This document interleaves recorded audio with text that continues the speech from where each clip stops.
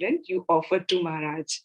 And now I would like to invite Maharaj to talk to all of us, and he is going to speak on the causes of distress on the topic lack of true knowledge. The floor is all yours, Maharaj. Thank you so much. Namo Vishnu Padaya Krishna Prasai Bhutale Bhakti Vedanta Swami Nitinamane Namaste Saraswati Devi Gaura Vani Pracharini Nirvisesa Sanya Vadi Pastrata Desatarini Om Magyana Timirandasya Gyananjana Salakayan Shakshulan Militam Jena Tasmai Sri Guravi Namaha Shri Chaitanya Mano Bhistam Stapitam Jena Bhutale Swayam Rupa Kadamahyam Dadati Swapadantikam Bandeham Sri Gurun Sri Yutapada Kamala Shri Gurun Vaishnavam Cha Sri Rupam Sakrajatam Sahagana Raghunatan Vitam Tam Sajivan Sadvaitam Savadutam Parijana Sahitam Krishna Chaitanya Devan Shri Radha Krishna Padan Sahagana Lalita Sri Visakan Vitamscha He Krishna Karuna Sindhu Dina Bandhu Jagatpate Gopisa Gopika Kanta Radha Kanta Namastute Tapta Kanchana Gorangi Radhi Vrindavanishwari Vrisavana Suti Devi Pranamami Hari Priya Bon Chokol Pataru Vyascha Kripa Sandivyevacha Patitanam Pavanavyo Vaishnavyo Namo Namaha Jai Shri Krishna Chaitanya Prabhu Nityananda Shri Advaita Gadadara Shri Vasari Gaura Bhakta Vrinda Hare Krishna Krishna Krishna Hare Hare Hare Rama, Rama Rama, Hare Hare. My respectful obeisances to His Holiness the Bhakti teacher Swami Maharaj, to all the devotees present, and to His Divine Grace Visvanatha Cakravarti Thakura Mahasaya, who has given us this treasure to relish. Hare Krishna to all the devotees.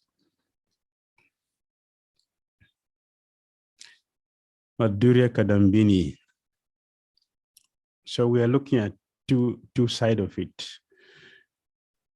Revealing the obstacles and at the same time and discovering the solution from the book. Next.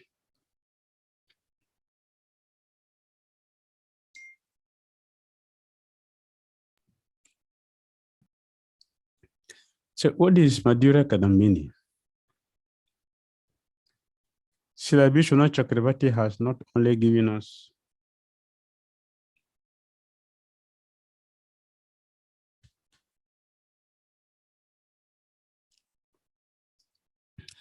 it is a special book, Madhurya Kadambini, for nourishing our devotional creepers. But his own life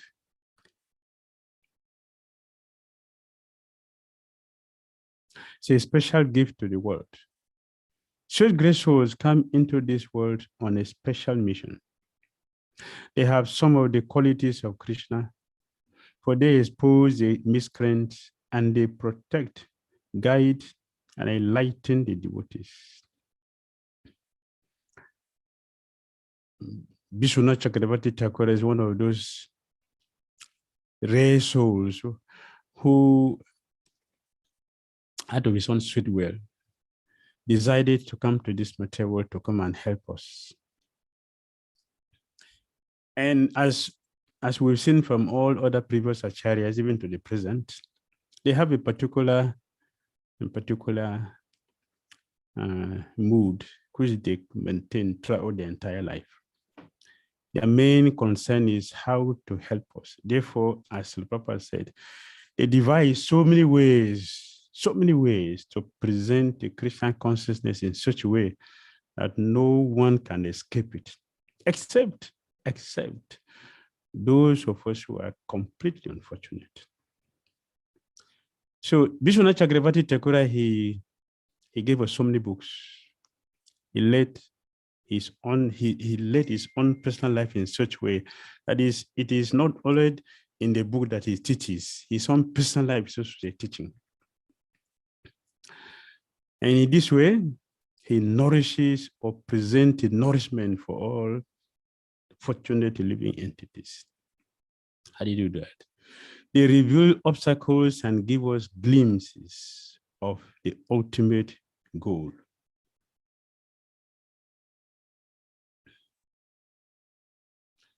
Next. Revealing causes of distress. If we understand some of these negative causes of mixed devotion, we can see the enemy in order to avoid it and minimize its growth. Srila Visvanatha Cakravarti Thakura gives us a list of enemies that cause distress, so that when we find ourselves in this type of mentality, we can understand the cause of our predicament. You come here, they will expose everything to us. They just like an expert doctor, an expert physician knows how to diagnose the diseases of the patient who has come. And not only that, they also give a perfect prescription. They give the medicine. They give the medicine, also give the prescription how to take the medicine. Similarly, our spiritual acharyas, our spiritual doctors, they have the same mood, the same process. They show us what is the problem, like he's going to mention in this place, causes of distress. And practically all conditions or all living entities in this material world are distressed in one way or other. Even the pure devotees, even themselves, the pure devotees who come to this material world, they have to face a lot of challenges in the process of helping us to become liberated from our own condition. We give them so much anxieties. Still, they have a perfect understanding of our disease and our situation, like a mad person. If you're going to cure a mad person, you should expect that it's going to give you a lot of trouble. So they are well prepared. They are so prepared that they are never disturbed nor distracted in the process of the goal or in the mission they have in mind. They are like perfect dramatists who have perfectly rehearsed everything they have to play. Then they come to the stage to demonstrate it. Our chariots are like this. So Visvanatha Cakravarti Thakura, he gave us a list of the enemies that causes distress. Why? So that when we find ourselves in this type of mentality, we can understand the cause of our predicament. Srila Visvanatha Cakravarti Thakura has so magnanimously come into this world from his residence in Goloka, Vrindavan, to warn us of the many obstacles on the royal path of devotion. And most importantly, to teach us very meticulously how to progress step by step in falling madly back in love with our worshipable Lord. We all have the choice of where we will repose our madness. We can remain mad for sense gratification, or we can become fully transcendentally mad.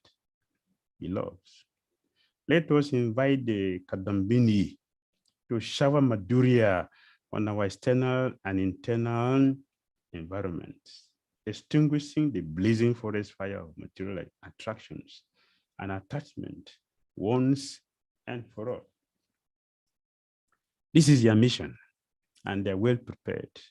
They are here to guide and direct us into what is transcendental knowledge and what is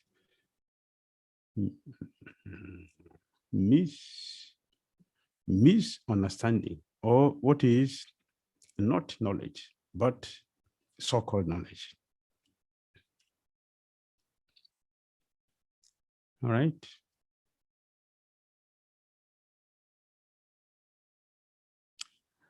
What are the causes of distress? Visvanatha Cakravarti Thakura listed them here. Avidya, smita, raga, dvesa, bini, visa, pancha, klesa. Avidya, nations or lack of true knowledge. Smita means false ego. Raga, attachment to material enjoyment. Envy, dvesha, and mundane engagement. Bini, visa, are 5 different types of causes of distress. So we are going to, for the few days we are going to spend together, we will go through these 5 causes of distress. And today we are going to take one out of it, avidya,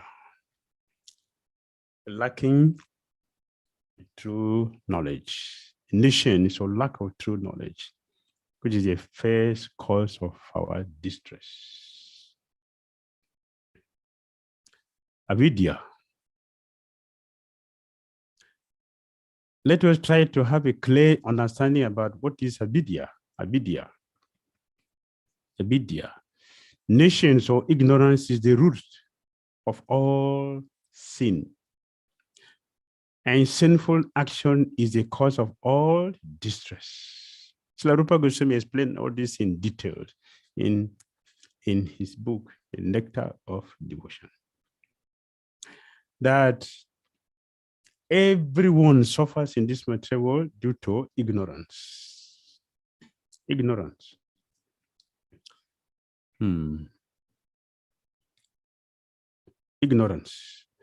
Actually, everyone is suffering within this material world due to ignorance.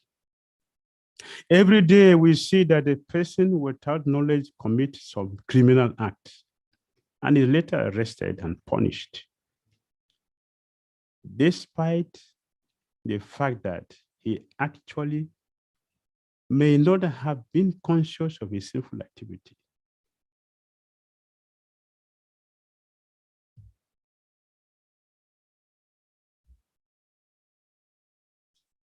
Such ignorance prevails throughout the world. This is Srila Prabhupada's explanation from Canto 4, chapter 24, text 75 of Srimad Bhagavatam. Here, Lord Shiva is encouraging us to repeat the song he has sung for Lord Krishna, singing the song sung by Lord Shiva. So in this chapter, Lord Shiva is explaining, in this particular text, Lord Shiva is explaining that of all the thing we cherish and appreciate in this material world, the best of all the things we cherish and appreciate in this world, the best of all is knowledge, which is the opposite. The opposite of knowledge is ignorance. No one in this material world suffer in knowledge. No one suffers in knowledge. Even those who have knowledge and misuse the knowledge and suffer is also due to ignorance. Because one who has true knowledge will not suffer. No one who knows that if I put my finger in the fire will burn, will put the finger there. No one can do it. If I really know that if I put my finger in the fire will burn, I will not put my finger there. I had a friend who told me that if he sees money, not money, and someone is sitting there with gun to shoot, he will go for the money. You can say that, yeah, this person knows that the person is sitting there to kill whoever comes to take the money, but the person goes there. He knows that person is sitting there to kill whoever will come to take the money. It is ignorance. Why ignorance? It is ignorance that he does not know that why he has no money, that he has to pay such a heavy risk, take such a heavy risk to go for the money. He does not know that. So it is ignorance. That everyone in this world suffer due to ignorance, not due to knowledge. One who knows cannot act foolishly, and one who act foolishly cannot be in knowledge. So even though one is being repeatedly punished for doing something wrong, we will continue to do it because we have not sufficiently come to realize, to know that sinful activities bring punishment, bring suffering, bring distress. There's one religious organization. So their teaching is that complementing what the scripture is saying. He said, the leader of this organization said that if every one of us knows the result of our sinful activities, no one will wait to be preached to. That is why in Satya Yoga, nobody preached to anybody. And that is why the pure devotees at Uttama Bhakta doesn't preach to anybody. Because he does not see any sinful activity from anyone. He does not see anyone in ignorance. He knows that, he feels that everybody knows what he's supposed to do. Therefore, there's no need for him to preach to anybody. So it is true that we are suffering in ignorance. Avidya, what is keeping everyone in different levels of suffering. There are different levels of suffering. And this avidya, this ignorance had different levels. Not only the karmis who are lacking knowledge is suffering knowledge. Even those who claim to be in knowledge, they are also suffering from avidya. Understanding avidya. Next.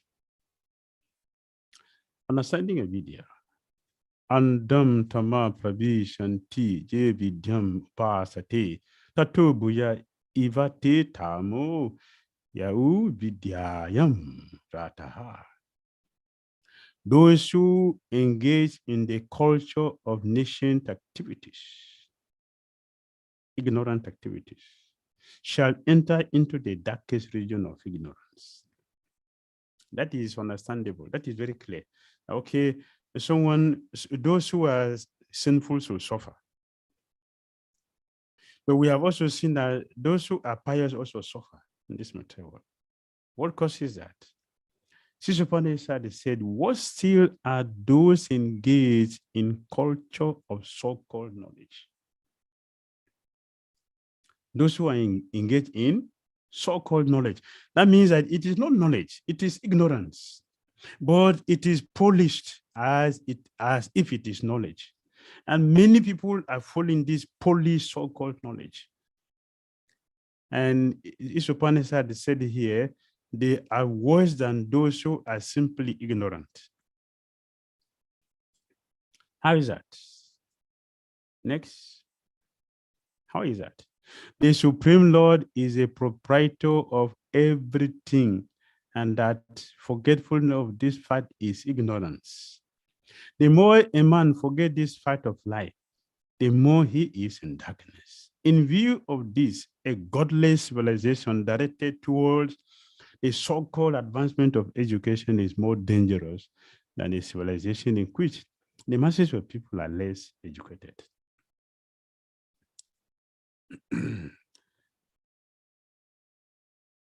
A foolish person is just suffer. He just simply suffer. A foolish person he simply suffer because he doesn't know what is good and what is bad.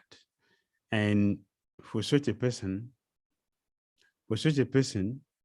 if he is fortunate to come in contact with those who knows, the person will change.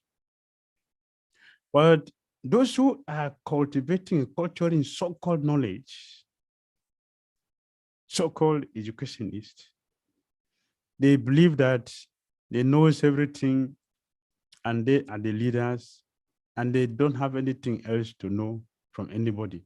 Therefore, they cannot be changed. Therefore, they are more dangerous than those who are just ignorant.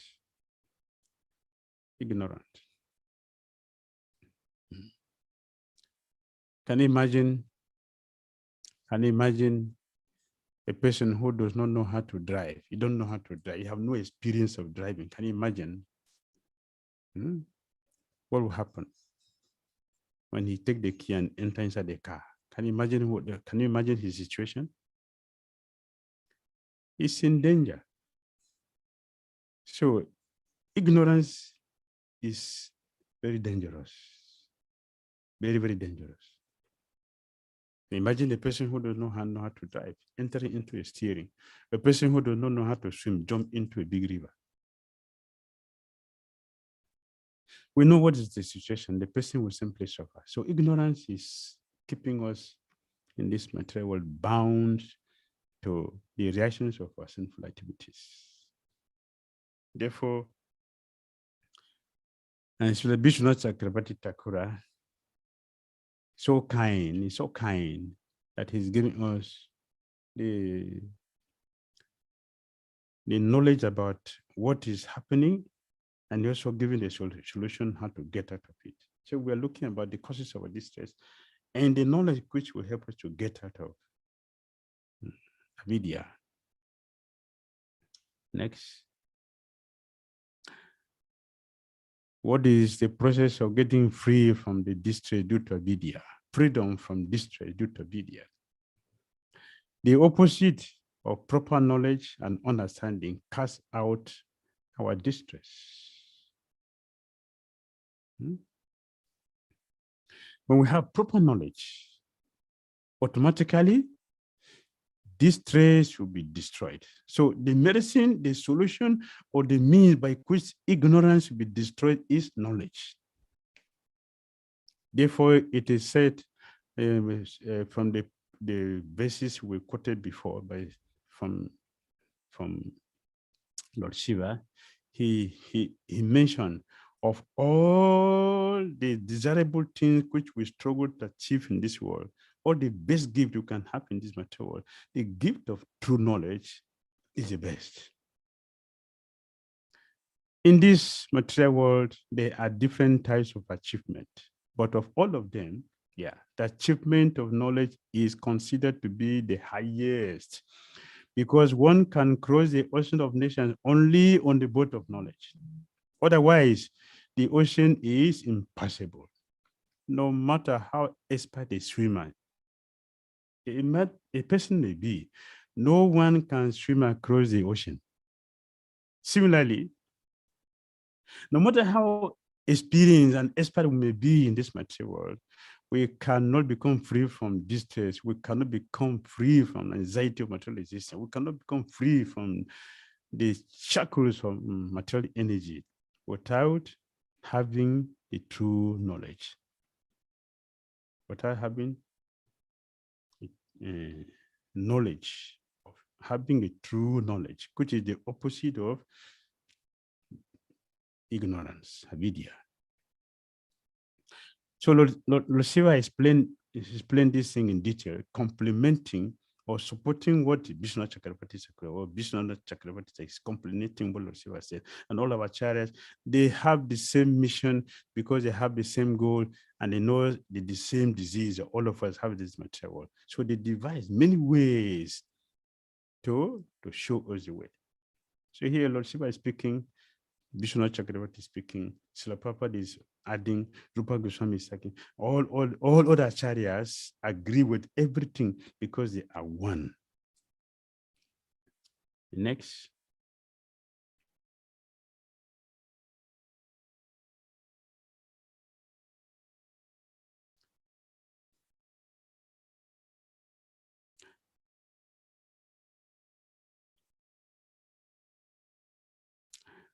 What is the process of acquiring this knowledge? Vidya. Beginning from practicing humility up to the point of realization of the supreme truth. The absolute personality of Godhead. This process is just like a staircase beginning from the ground floor and going up to the top floor. Now, on this staircase, there are so many people who have reached the first floor, the second or the third floor, etc. But unless one reaches the top floor, which is the understanding of Krishna, he is at a lower stage of knowledge. It is clearly stated that without humility, understanding is not truly possible. In other words, there are different processes of self-realization. Yoga is one of the means. Yoga, one of the means that many people try to follow. There are varieties of yoga systems and people try to follow. Other people also, they follow another process, the Sankhya,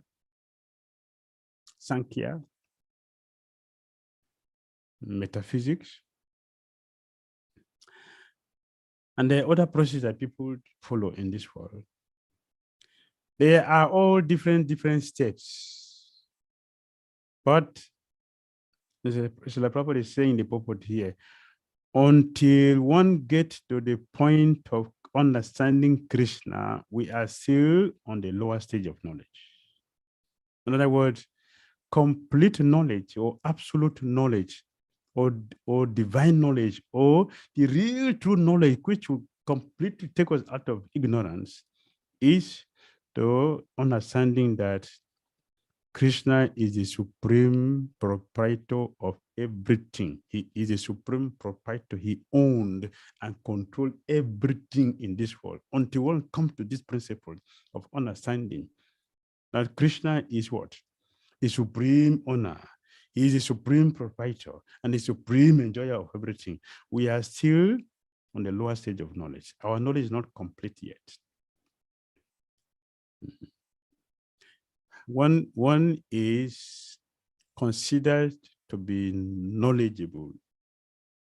One is considered to be knowledgeable when one is exhibiting the qualities of one who has knowledge. One of the qualities Krishna begins from in Bhagavad Gita is humility. Humility.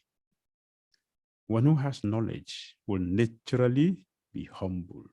That is the sign. That is the sign that one has knowledge. One naturally becomes humble, and immediately also detachment automatically follows one who has knowledge. Detachment. If one is not in full knowledge of Krishna consciousness, our so-called detachment is also avidya. Because we're going to become distracted when the real test will come, we'll become distracted. In history, we have so many examples in our scriptures. Those who have abandoned the so-called material sense gratification, and they have taken to the path of self-realization, and they couldn't complete it. They got degraded and came back again, returned back again to what they have actually abandoned, considering to be material in the first place. There are many personalities like that in history. So knowledge of understanding Krishna and surrendering our life to Krishna is a perfect knowledge that will give us a complete liberation, complete freedom from nations, from ignorance. Next. One must approach a bona fide spiritual master in order to understand the transcendental mystery of the Vedas. It's the process of getting the knowledge. It's a process. So Visvanatha Cakravarti has already established for us the causes of our distress. Now he's giving the process of getting ourselves completely out of the distress due to ignorance. What is that process? One must approach a bona fide spiritual master, just like a person who is sick. A person who is sick, even if you are a doctor, you cannot treat yourself. You have to go to another doctor. In the same way, a distressful person means one is bewildered and confused. You cannot help himself or herself from this. You have to go to a person who is free from distress. Why? The person will have a complete peace, complete understanding, and the person is composed to be able to understand our situation and give a proper solution to the problem. So we must approach a bona fide spiritual master. It is compulsory, not an option. It is compulsory that we must approach a bona fide spiritual master with all humility, with all submissiveness, and render him service. Then the true knowledge will be revealed to us. The beginning of Krishna consciousness and devotional service is hearing. In Sanskrit, it's called Sravana. When one links his ears to give oral reception to the transcendental vibrations, he can quickly become purified and cleansed in the heart. This is what happened. This is the mood that we are approaching the spiritual master with this mood for what? That he's going to give us the process of getting free through hearing. That means we have to go to the sadhu with the ears. We should not go to the sadhu with our eyes. We should not just go with our eyes. We should not go with the eyes. We should go with the ear. We should go with the ear. He's going to pour the medicine to cure the vidya through the ears. So the beginning is to go and hear. And Srila Prabhupada said, he established Krishna consciousness just to give the chance for everyone to hear. And he said, simply come and sit down and hear. That's all. If you hear, simply hearing, allowing the sound vibration of Krishna consciousness to enter through the ear to the heart.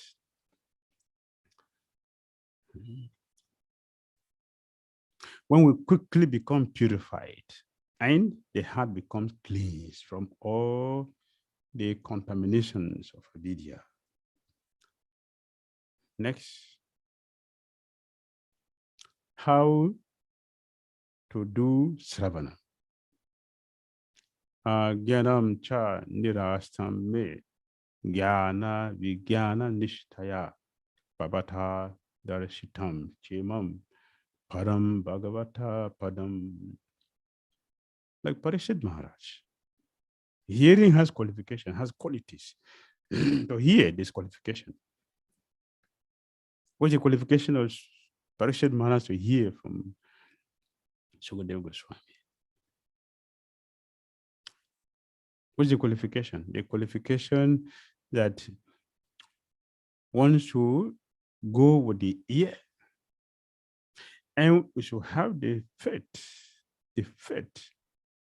in the speaker, and we should be convinced that he is qualified to diagnose my disease and destroy the disease by giving me the proper medicine which will take care of the disease. And then we will come to the stage, the experience Parikshit Maharaj had after hearing. After hearing, just like if we eat, the belly will be full. So if we hear also, what is the sign? The sign will be that our ignorance is destroyed. If we hear, if we have actually heard, our ignorance will be destroyed. That is the proof that one have heard. And for us to hear, we must be in the position, in the situation of Parikshit Maharaj. What is Parikshit Maharaj's situation? His situation is that he's in emergency. He's in emergency ward. He has only 7 days to leave the body. Every one of us in this matter will have 7 days. Our 7 days is relative. Someone's 7 days. Parishit Maharaj 7 days was 7 days, actually 7 days.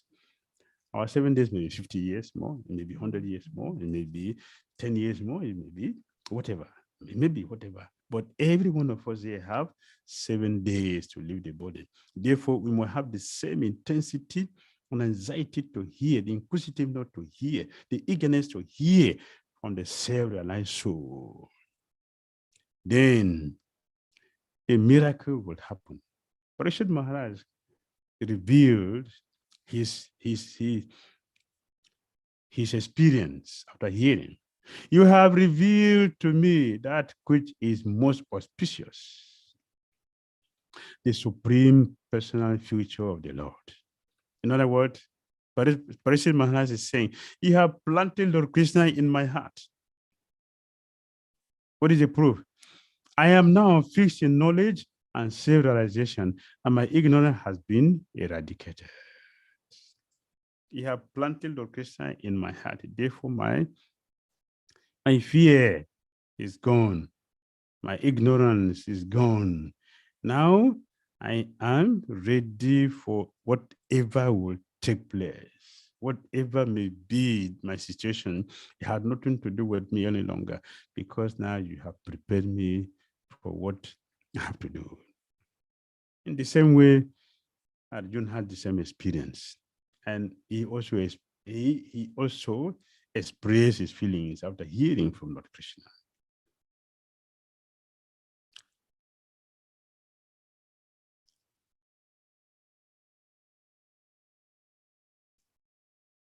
Next,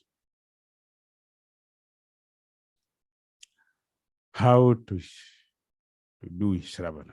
Nastu Maha Smriti Labdha. Tat Prasadan Maya Shuta. Sitos me Gada Sandiha. Karishya Pachanam Tawa. My dear Krishna, O infallible one, my illusion is now gone. I have regained my memory by your mercy. I am now firm and free from doubt, and I'm prepared to act according to your instructions. This is a sign that ignorance has been destroyed. In ignorance, Arjuna was perplexed and he does not know what to do, and he's abandoning his duty. When he got the knowledge, how did he get it? By hearing attentively from Lord Krishna. Arjuna confessed, like Parishit Maharaj, my ignorance is gone, my illusion is gone by your costless mercy. And now I am free. I am fame. I am free from doubt. I am now completely a transformed person. Now I'm ready to do whatever instructions you have given to me, you give to me. I'm ready to do that. This is the proof that we have been properly trained, and our disease has been cured. And we are now free to act as the Lord desires. All right? So in summary, Madhurya Kadambini is a commentary on 2 verses of Bhakti Rasamrita Sindhu. Chapter 1, 4, 15 to 16. It reveals obstacles and gives us glimpses of the ultimate goal. It lists the 5 causes of distress: avidya, asmita, raga, dvesha, abhini, vesa. Nations or ignorance is the root of all the sinful activities that we perform in this material world. And proper knowledge and understanding is the root of destroying our nations. The process of acquiring knowledge starts with humility. And knowledge is acquired by approaching a bona fide spiritual master and then giving oral reception to the world, to the scriptures, through the mouth of a spiritual master. The best example of Shravana, Arjuna, and Parikshit Maharaj.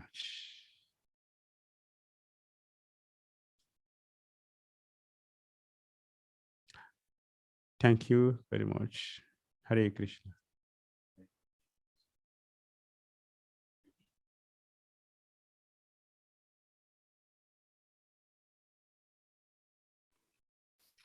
Thank you so much, Maharaj, for this wonderful, wonderful talk. And it was indeed a pleasure to hear this from you. Now, our floor is open for question and answer session. So, devotees, they can raise their virtual hand or else they can type in the Facebook for Facebook users and YouTube users.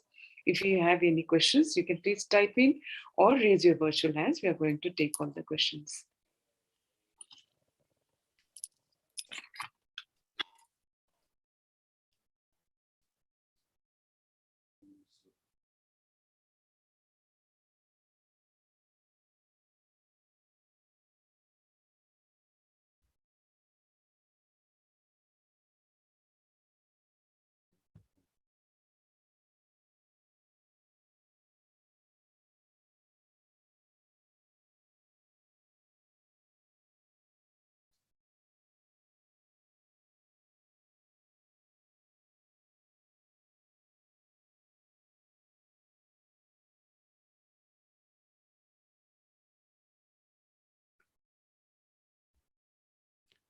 Venkat, I- who has raised his hand? Yes, Maharaj.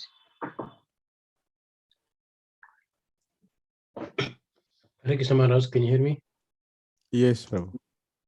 Okay. Sorry, you might have covered, maybe I might have ignored it. I'm sorry for that.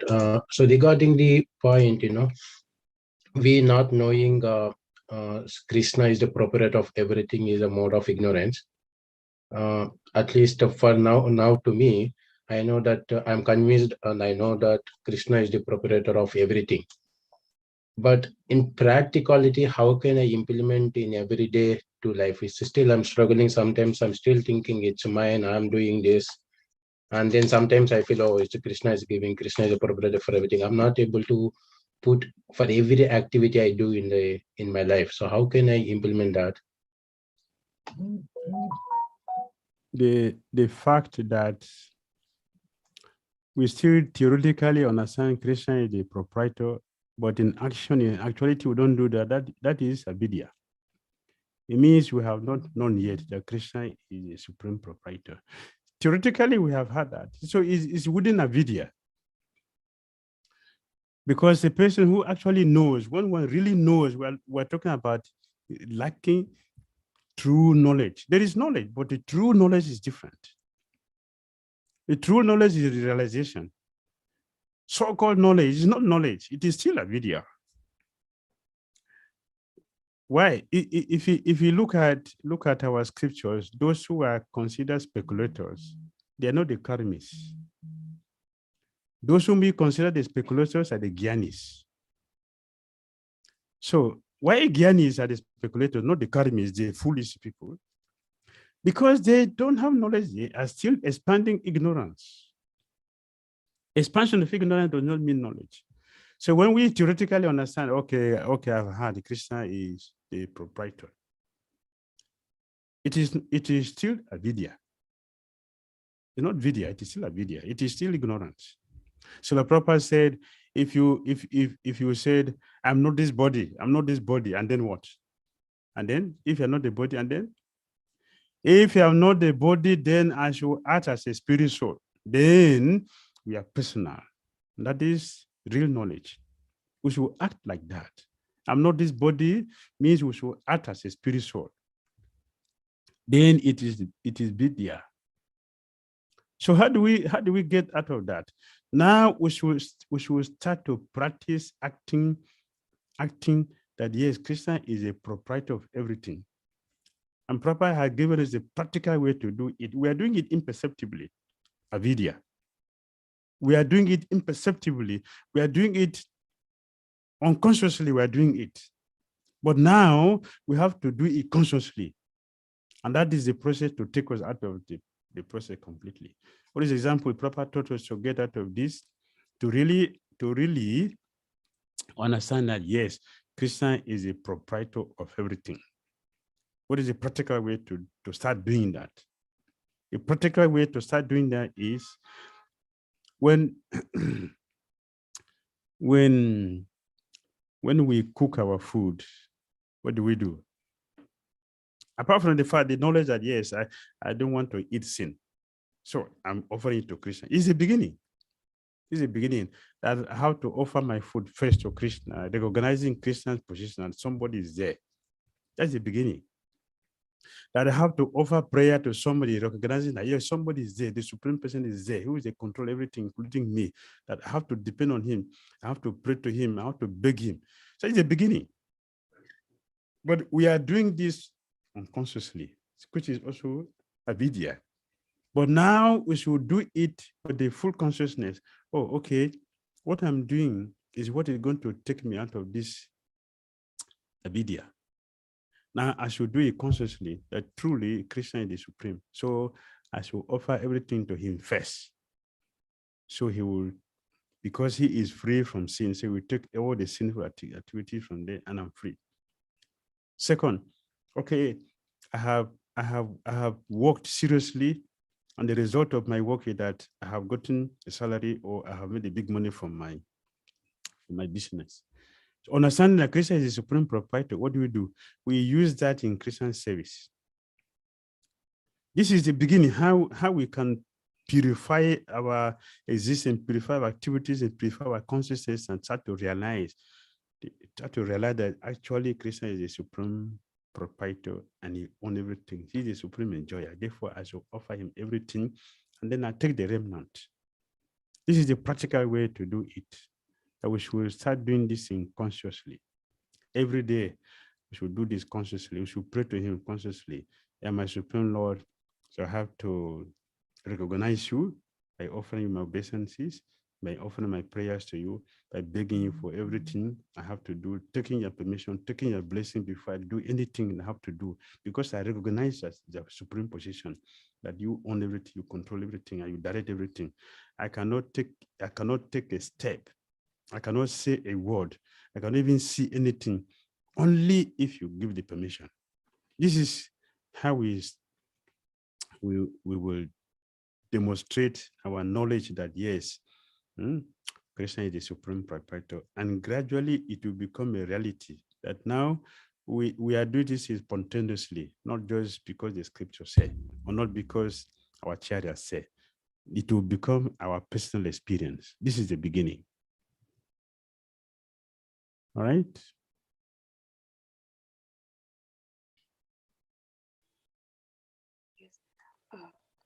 Hare Krishna Maharaj, I think Sukhdev Prabhu has also raised his hand. I think we can take up his question. Okay.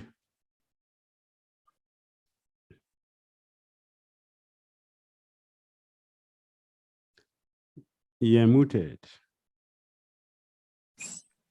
Hare Krishna Gurudev, please accept my frustrated obeisances. Thank you very, very much, Gurudev, for the wonderful class.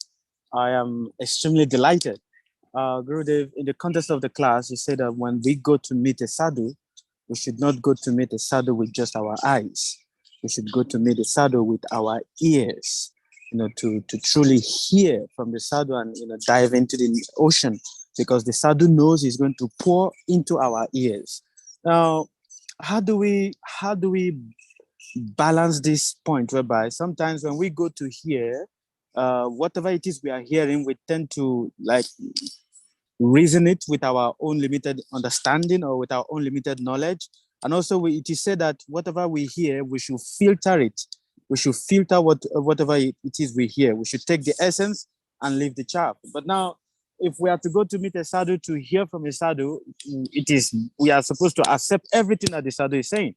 So how do we balance this threshold, Gurudev? For us to go to sadhu for the ears, why do we have to do that? The sadhu didn't call for us. It is we who have gone to meet him or meet her. It is we who have gone. The doctor never come to our house to come and knock. Oh, my friend, you are sick. Come to my hospital. No doctor does that.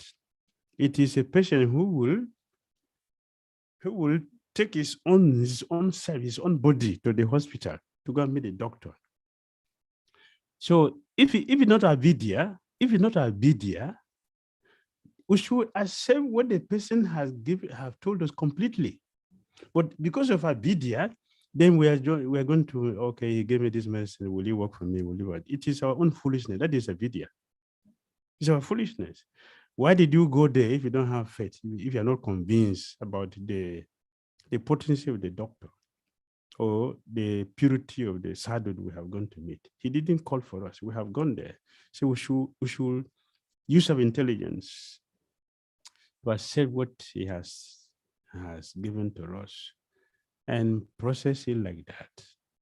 What ability do we have to filter it? Yes, we have to filter it, but our filtering is based on the level of our understanding, which is based on avidya. It's someone who is foolish.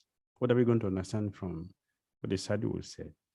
It is only when we follow that scientifically that our life become filtered to come to the stage of purity, of perfection.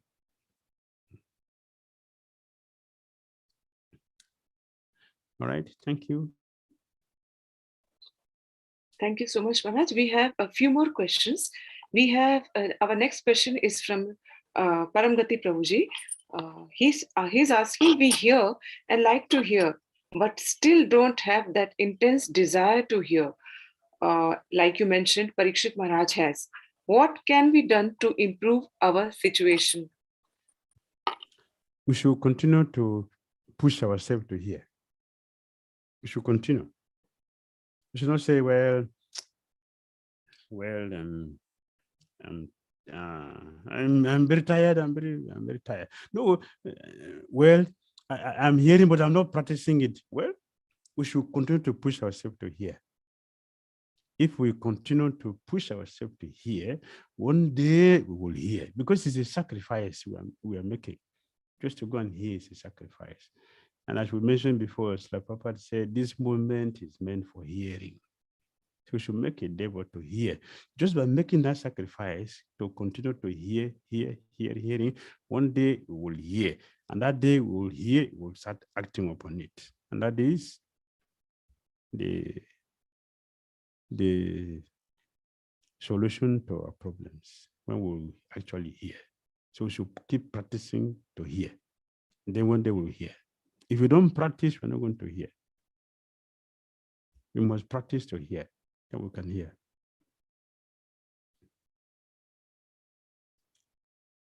All right. Thank you so much, Maharaj. And our next question is from Van Bihari Prabhuji. He's saying, Hare Krishna, our dear beloved Gurudev, please kindly accept our most humble obeisances. We thank you very much for your wonderful nectars.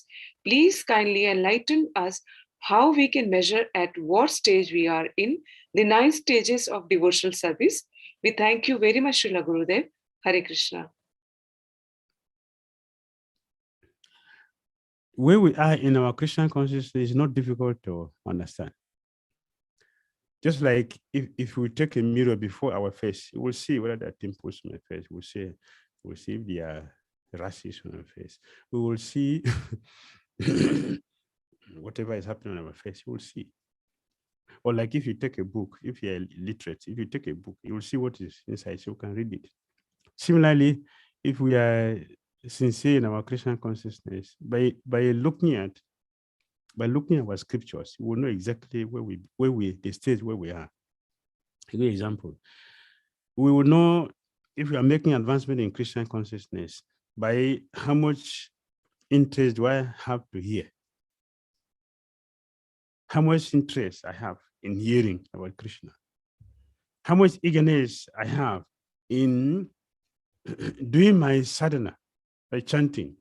What kind of taste do I have in chanting? Do I have taste in chanting? Do I have taste in associating with devotees? Do I have eagerness to associate, to hear, to do some service? Am I determined to face all the challenges in Christian consciousness? Am I determined? Do I have that determination to face all the challenges I have to pass through this Christian consciousness? Or we are simply complaining? So when we look at it, we can know exactly. If I'm simply complaining, we should know that there are thousands of subject matters for us to complain about. And that is the sign that we're not making advancement. Our ignorance is not being destroyed. If our ignorance is being destroyed by the powerful presentation for the sadhus, then we will understand these things will always be there. But it is my duty to start practicing how to transcend them. This is advancement. So that they will know, okay, I'm making advancement. Now, I'm not simply pointing about all the things, because the thing we're pointing hand to, they will always be there until we leave this body. Even the next life will come. You see them. Why? This material is meant for that. But we will know that we developing knowledge when we start seeing or we are making advancement or the stage where we are in our Krishna consciousness. By how do I relate with my brothers and sisters? My relationship is to show how I'm the purest among all, or is to become a source of distraction in honors practice, or I am facilitating, I'm contributing to my brothers and sisters' progress. When I mean brothers and sisters, I'm not talking about those who have taken initiation from the same spiritual master way too. All devotees in Krishna consciousness, we are brothers and sisters. Whoever comes in contact with me, am I encouraging? My life is encouraging them in their Krishna consciousness. That is how we know we are making advancement in our Krishna consciousness, that we are going up. Lacking absence of that means that we are not making progress. We are still in the lower stages of our life. So everything can be measured. Our practice of Krishna consciousness is measurable. It is measurable. Although Krishna is unlimited and pure Bhakti is unlimited, but our practice can be measured. But how we are making advancement in our Krishna consciousness, that can be measured. How much sense education I'm giving up, that can be measured. And it is necessary for us to measure that so we can know exactly where we are, where we are going, and what needs to be done for us to get to where we are going. All right. Thank you so much, Maharaj. And our next question is from Avesh Rupa Prabhuji. He's asking, Hare Krishna, Dila Shira Gurudev. Thank you so much for this wonderful class. My question is that we are sitting in the class, but we are not hearing actually. Instead, we are spaced out. So how do we come to a point where we hear the rapt attention like Parikshit Maharaj and Arjuna? Thank you. We're not hearing because we're still feeling comfortable with our material life. I'm still young. I have material facilities to enjoy. I have my wife. I have my husband. My children are not so sick. They're not in the hospital. They are doing well in their education. My business is growing. Yeah, I have a young body.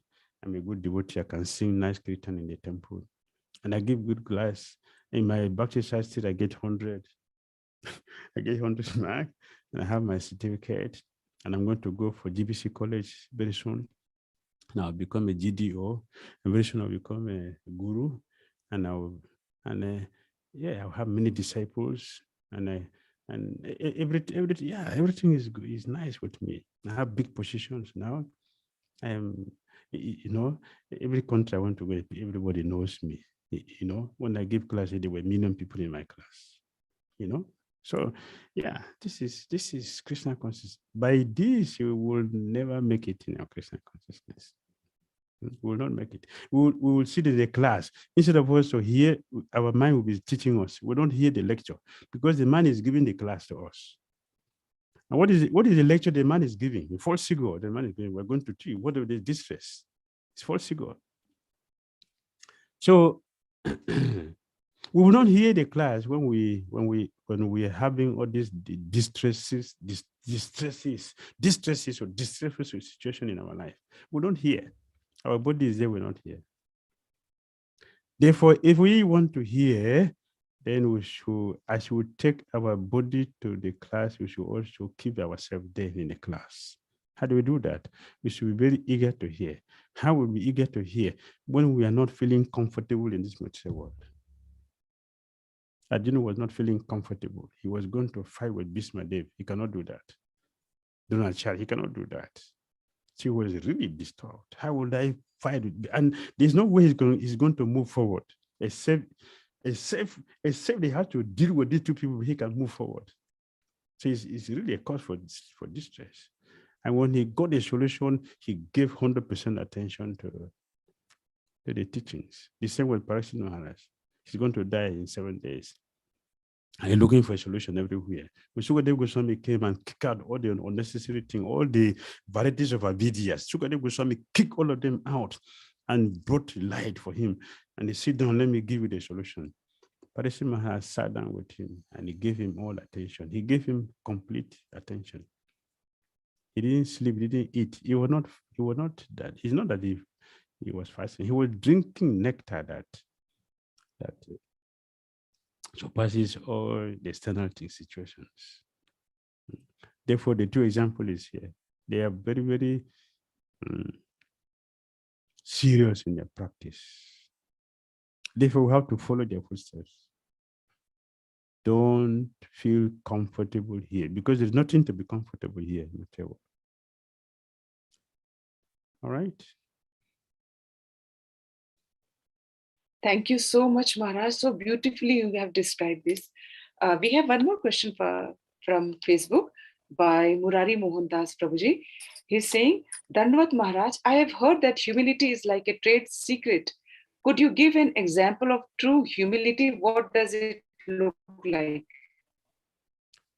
True humility, as the Prabhupada explained in the Bhakti, means that we should not be eager to get respect from others. We should not be eager to get reward. Yes. I have done so much and I should be appreciated. I know so many devotees left this movement because they felt not appreciated. Why? Avidya, no humility. Because I'm thinking I'm doing for you. How I sacrifice. I almost died on the process of my executing my services. I come both day and night. Even when there was war, I was still coming.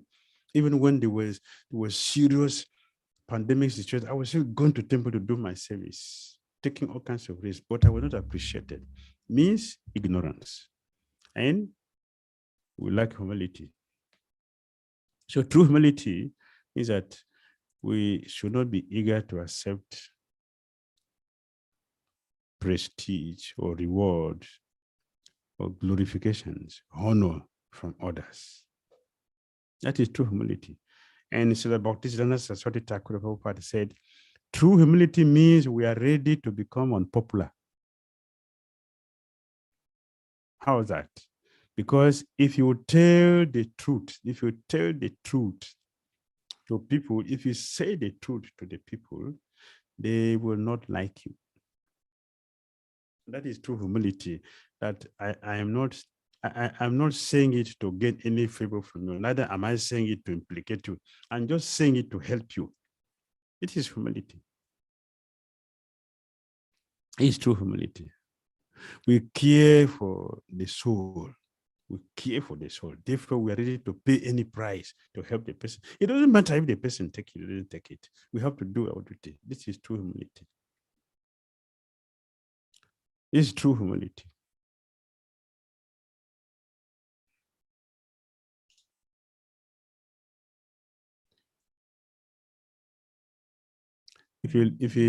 If you listen to Srila Prabhupada, now we are looking at this. Srila Prabhupada is a controversial statement in his teachings. Controversial statement. There are so many controversial statements Prabhupada used. When you look at them externally, will you say this is humility? If you call someone a rascal, is that humility? But that is true humility, that a Prabhupada can tell us exactly what we are without caring whether we like it or not, because he has to do that. If a doctor cures some disease and leaving some remnant is not the perfect doctor. A perfect doctor is one who will cure the disease without mining the patient, because he knows, and that is his duty. In my village, I say my village, all traditional healers, if they're going to heal, you cannot hold their hand. It's an offense to hold their hand. You are stopping them from doing their duty. It's an offense. You pay a fine. If you hold them in the hand, you're stopping them from doing their duty. So we should not stop our child by telling us what we need to hear to become purified from our ignorance. That's humility. And you see that even though he's shouting at us, fools and rascals, and you see that the same person who is telling someone else, oh, this person is harassing me because I have done this to the person in the past life. So I should don't react. That is humility. It's humble. Somebody challenging you, not shouting at you, because that is pride. That I'm reacting because you are insulting me. But that is not the case. Here he's talking, not because we are harassing Prabhupada. He is the one who is the one harassing us because we are fools, and we need to hear that, so we can become humble. Oh, so I'm a rascal. I'm not hearing properly. I should hear properly. I've come to take shelter of a person, but I'm arguing with him. Today I'm not humble. So I should hear. If he called me rascal, why I should complain for that? If I'm not a rascal, then I should listen to him because he knows better than me, and he's here for my own benefit. I'm a rascal because I'm not giving him a chance to help me. All right. Thank you so much, Maharaj. And now our next question is from Aditya Prabhu. Hare Krishna, Srila Gurudev. Please accept my humble obeisances. Maharaj, revealing obstacles in our practice, is it always necessary? Yes, it is necessary. If it's not necessary, we'll not waste our time to speak about it. It is necessary. Who want to be in obstacle? Who want to be hindered by so many things? Who want distress? We want to be free, but we don't know how to do it. If our chariots are taking upon themselves to help us. So it is necessary. That is why it is being discussed. Otherwise, we can talk about something else. So it is necessary. Hare Krishna. Thank you, Maharaj. And our last question for the day is by Rasasara Prabhu. He's saying, Maharaj, thank you for your powerful words. Please mercifully tell something on this point. You said, if I know this is fine, fire burns, then I will not put my hand there. But sometimes happens to know and still be irresistibly attracted to the fire, that though knowing... No. That is ignorance. That is signal we don't know. One who knows will not do it. One who knows will not do it. So sometimes we don't understand what is knowing something and not knowing something. Many times the devotee will say, we know. How do you know? What do you know? If you know, how are you like this? You cannot tell me that you have eaten and the belly is not full. If you have eaten, your belly will be full. So if we know, we'll not be foolish. We are foolish because we don't know. Those who really knows, we're talking about true knowledge. One who have true knowledge will not suffer. So we see pure devotee don't suffer, even though we see so many distressful situations with the pure devotee. Because they don't suffer due to the knowledge, due to the purity, they don't feel it. But we complain, means what? We are in distress. We lack knowledge. The pure devotees, they have knowledge, true knowledge. Therefore, they don't act like us. We don't have true knowledge. So we act foolishly and so forth. That we keep repeating our sinful activity and continue to suffer means we don't have knowledge. The moment we know, the time we know, we'll so to hell with this. Why am I like this? No, I cannot continue like this. Let me stop this here. And we stop it. Hare Krishna. Thank you. Thank you so much, Maharaj. It was indeed pleasure to hear all the wonderful questions which you have given answers for. Thank you so much, Maharaj. And you very truly said that Visvanatha Cakravarti Thakura is really kind enough to give us the knowledge what is happening and how to get out of it. Thank you so much, Maharaj. Thank you. And now we move on to our next part of the program, which is a quiz time, activity time. And very soon it's going to appear on your screen.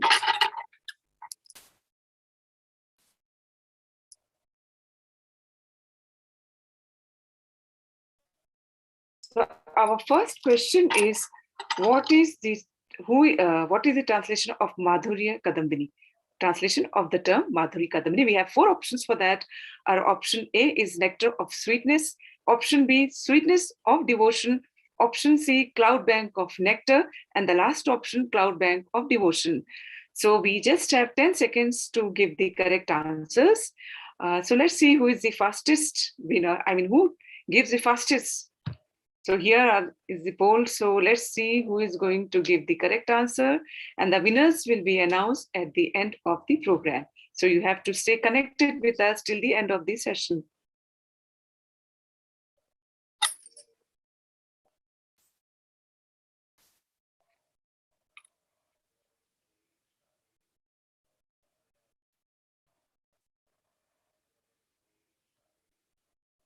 Very soon we are going to give you the correct answers as well. Let's see who is going to give the correct answer and who will be the winner.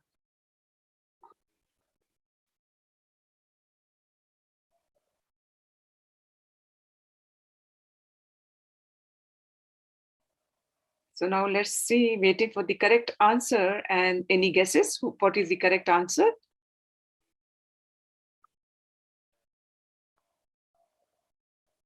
The correct answer is cloud bank of nectar. Congratulations, those who have typed in, logged in the correct answers. Congratulations to the winners. And now we move on to our next question. Who is the author of Madhurya Kadambini? Again, we have 4 options. Option A is His Holiness Bhakti Tirtha Swami. Option B, Srila Rupa Goswami. Option C, His Divine Grace A.C. Bhakti Vedanta Swami.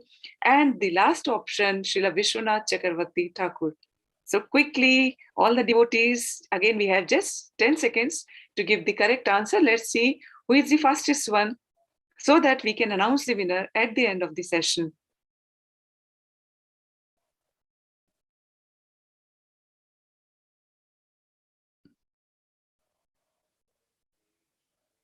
It's such a simple and very easy answer. I think everybody will be the winner. The entire program is, any guesses?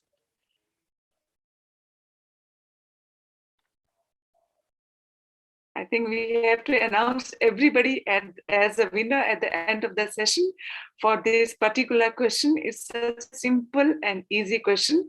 If you are with us since the beginning of the session, because the answer was announced, is being announced throughout the session. So I think everybody will lock in the right answer. So let's see what is the right answer.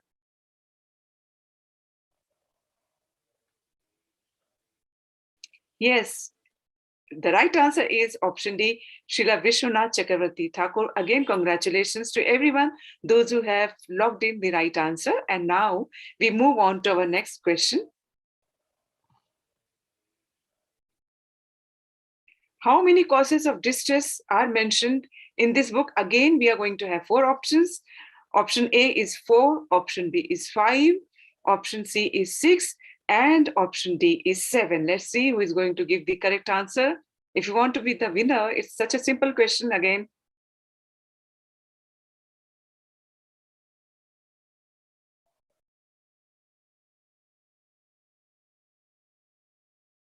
Any guesses for that? What could be the correct answer? So that we can announce the winner at the end of the session. Again, I think we have 100% winner, I guess, for this answer as well. It's again such a simple and very easy answer, which has been announced in this class as well. If you were attentive to the class given by Maharaj,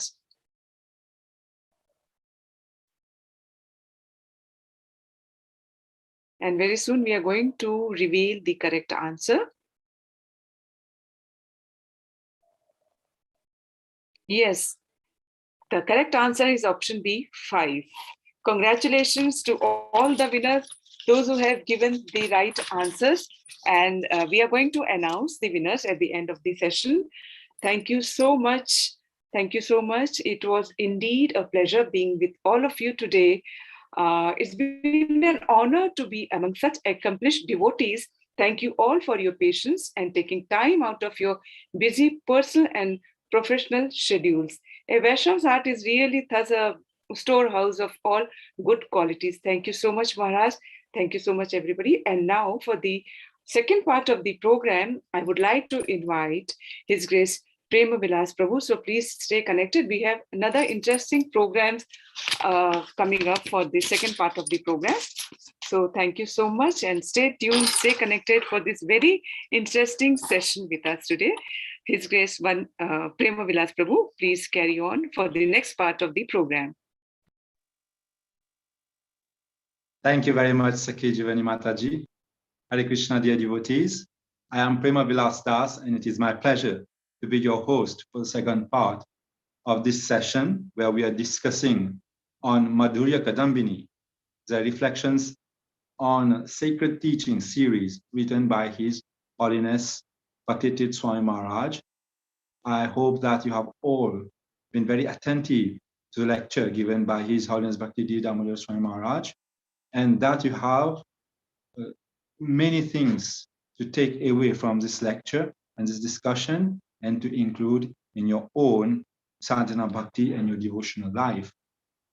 For the next item of our program, we would like to welcome His Holiness Sundar Chaitanya Goswami Maharaj, who will speak on the topic, Everything Depends on Bhakti, for the next half an hour.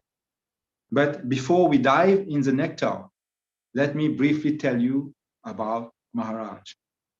His Holiness Sundar Chaitanya Goswami Maharaj was born on the same day Srila Prabhupada landed in the United States of America, that is on 17th September 1965.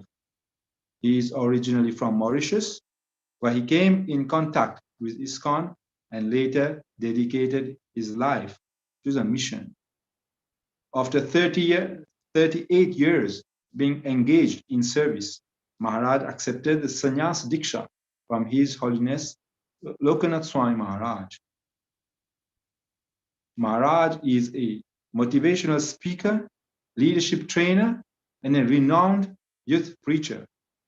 He has also been an inspirational coordinator to various international level festivals in Mauritius. Maharaj's seminar and workshops are especially appreciated in Asia, South Africa, and many European countries. His Holiness Sundar Chaitanya Goswami Maharaj is currently working on books to review the roots of the Krishna consciousness movement in Mauritius. And of course, Maharaj is very popular in Mauritius and elsewhere for his ecstatic kirtan and awakening lectures. Hare Krishna Maharaj, and before I pass on the screen to you, I will request His Grace Dhira Vrata Prabhu to welcome Maharaj with garlands.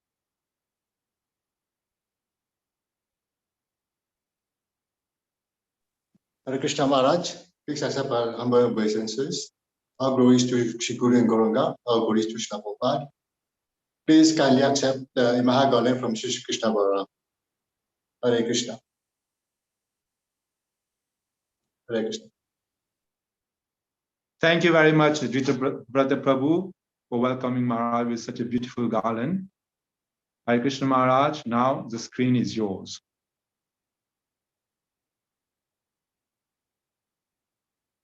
Hare Krishna Maharaj, welcome. Haribo. Thank you so much.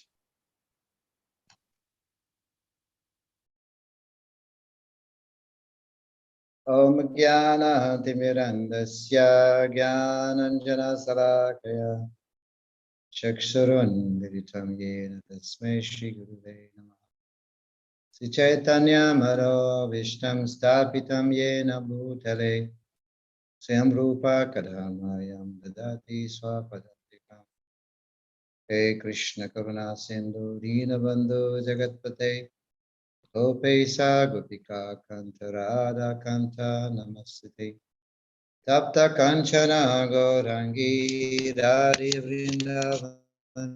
Vrindavaneshwari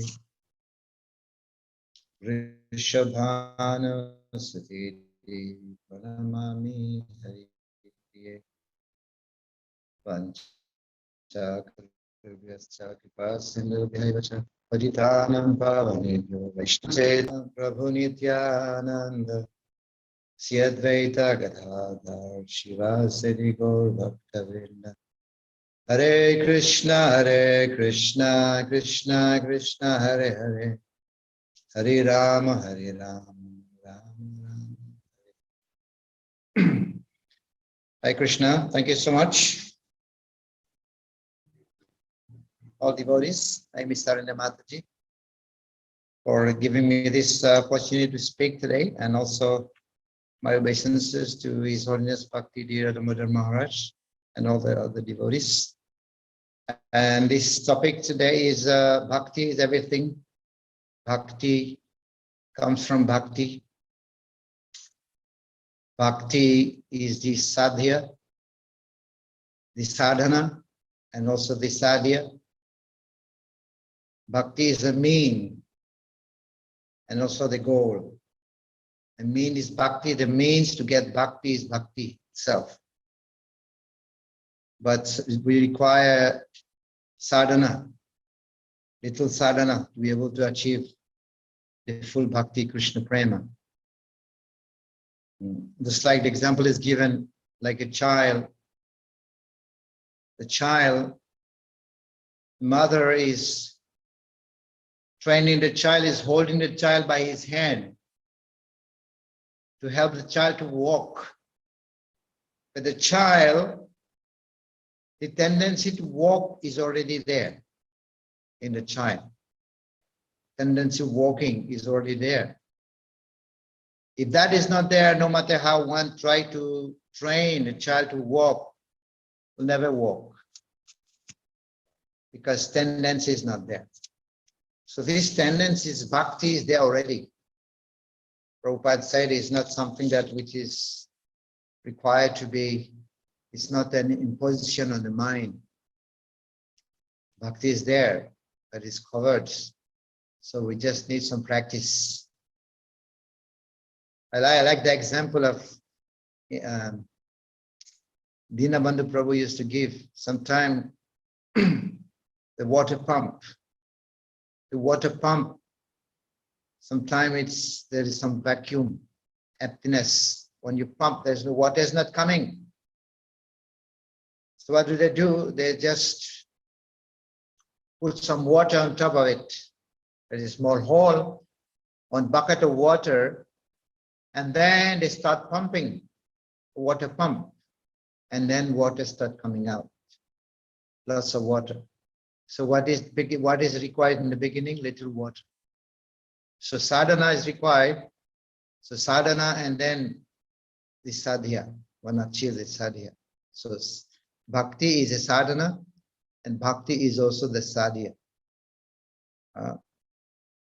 So like Bhagavatam mentioned, Yamna yogena sankhena dhanavrata tapo dharai Yakya swadhyaya sannyasya prapnu yadyatma vanapi. So devotional service cannot be obtained by cultivation of yoga and empirical detective knowledge, by performing charity, fasting, penances, sacrifices, studying of the Vedas. Bhakti is independent.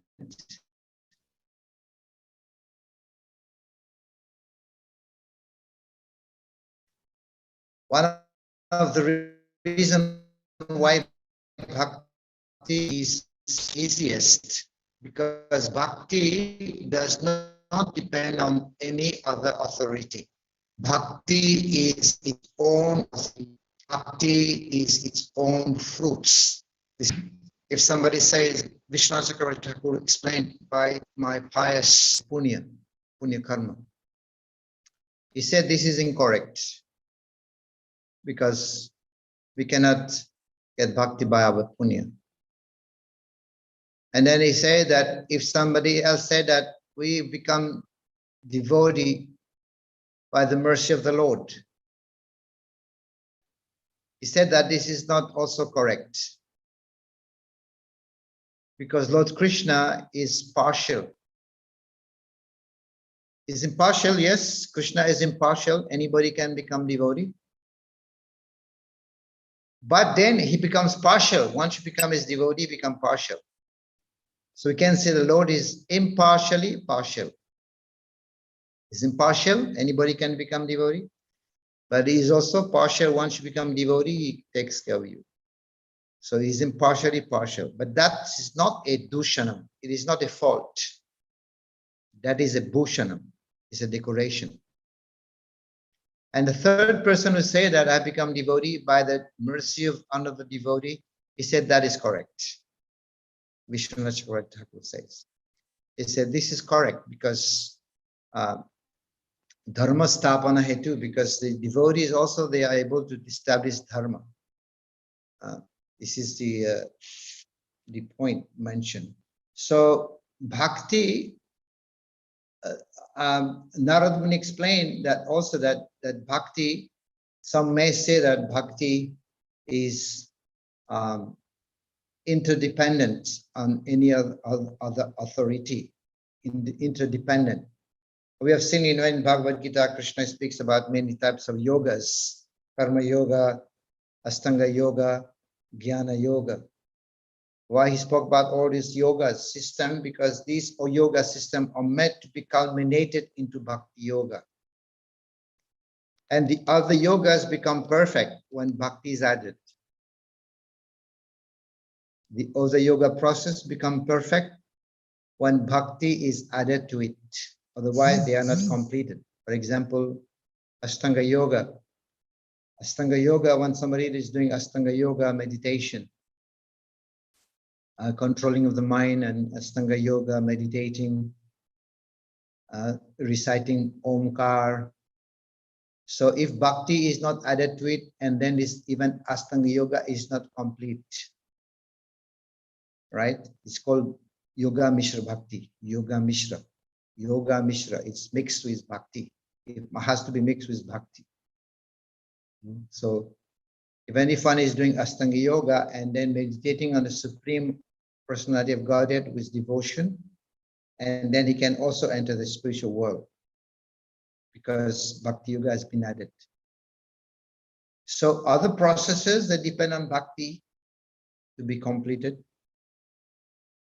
But bhakti does not necessarily depend on any other process. Bhakti is independent. Yes.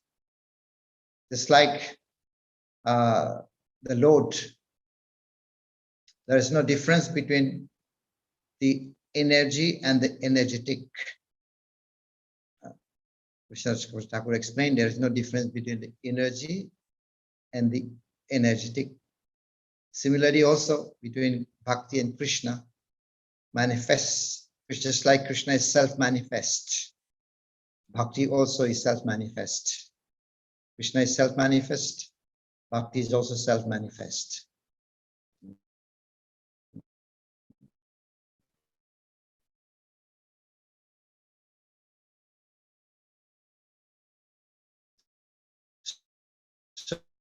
So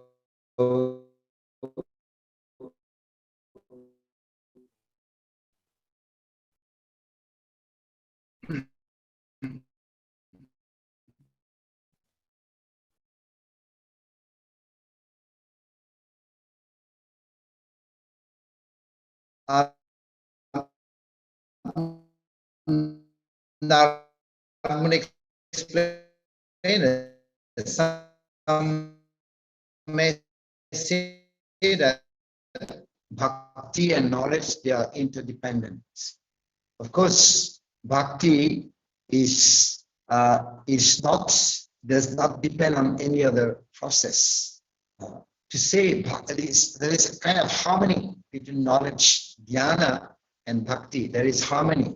Yes, there is good harmony between jnana and bhakti. But to say that they are interdependent, that is not correct. Because they are not interdependent. Because bhakti doesn't depend on anything else. Bhakti is everything.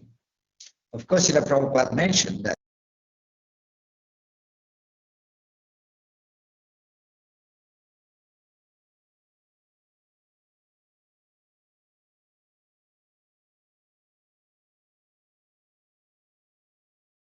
Hare Krishna, it seems that we have lost Maharaj. His connection was not so stable.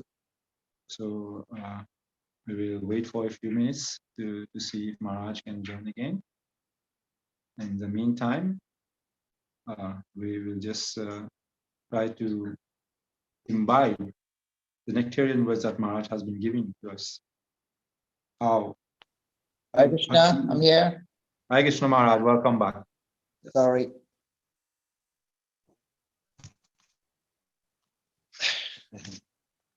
Sorry for that. There was some disconnection.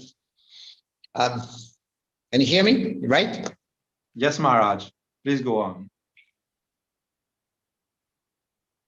Yes. So the point I wanted to make is that there is harmony between bhakti and jnana, because Prabhupada said that we have to have some knowledge to know who is a spiritual master. We have to have some understanding what is goal before we go to buy, otherwise we'll be cheated. So we have to have some understanding. But we can also see that there are many people who became devotees who achieve bhakti even without knowledge. Like, for example, now I'm going to give the example of the hunter who became pure devotee who's in contact with Narad Muni, no knowledge, not been to the Gurukul, not been to any educational institution, but yet he was able to achieve pure bhakti by coming in contact with the devotees of the Lord, such as Narad Muni. We can see also, like, for another example is the Brisbasi, the inhabitants of Vrindavan. They are not educated, means in the sense of knowledge, but they have shown the highest love of Godhead. So bhakti is everything. And Narad Muni explained in the Bhakti, Narada Bhakti Sutra, the different acharyas who have given the meaning of bhakti. What is the meaning of bhakti in sutra form in Narada Bhakti Sutra? Like Vasudevi has given the meaning of bhakti. What is the meaning of bhakti? Bhakti is fond of attachment for worshipping the Lord in various ways. Puja with attachment. So fond of attachment for worshipping the Lord. That is the meaning of bhakti. And Garga Muni has given the meaning of bhakti means Krishna Katha. Is the meaning of bhakti in sutra form. Katha. And Narad Muni has given the best translation, meaning of bhakti. Means they all have given a good example translation, but Narad Muni especially because he is the Bhakti Acharya. Narad Muni is the Sakti Avatar, but in the Bhakti branch. He has given the best meaning for bhakti. So he's saying that bhakti consists of offering oneself of every act to the Supreme Lord, and then feeling of extreme distress in the absence of the Lord. Feeling of extreme distress in the absence of the Lord. So that is Viraha Bhav. So that has been shown by the exhibition of bhakti by the cowherd women of Brajadham, because they are the example of pure bhakti. So again, I want to say that without bhakti, the other processes are not complete. So, of course, the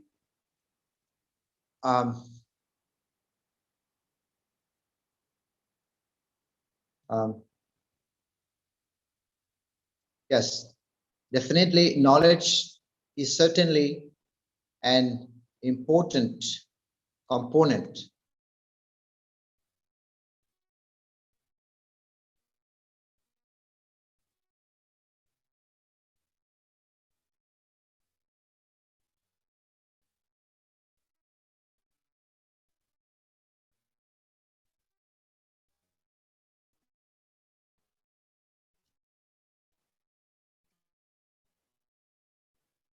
Of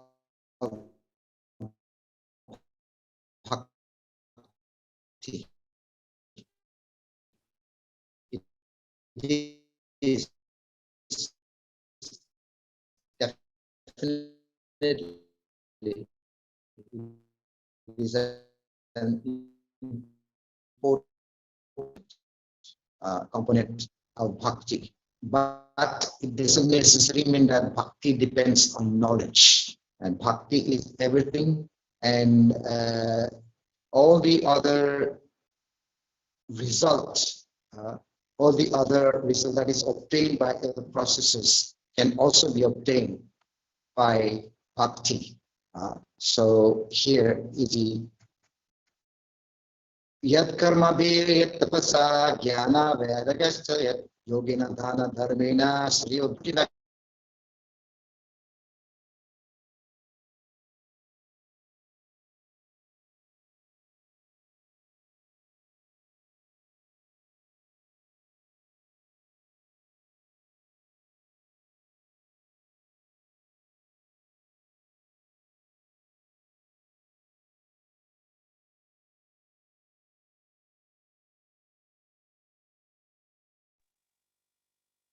Hi, Krishna. So I think that we are having some network issues. Maharaj is having some network issues, so we will wait for Maharaj to connect again.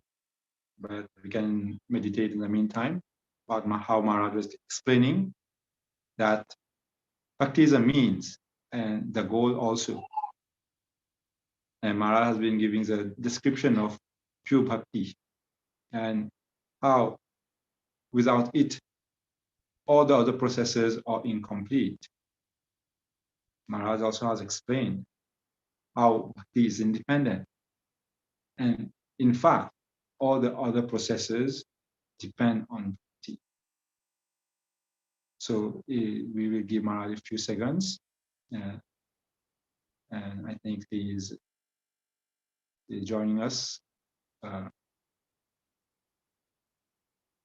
very soon.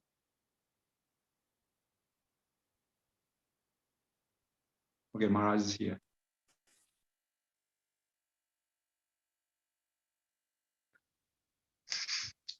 I'm so sorry. I'm just in a very remote place where the connection is not so easy. Right?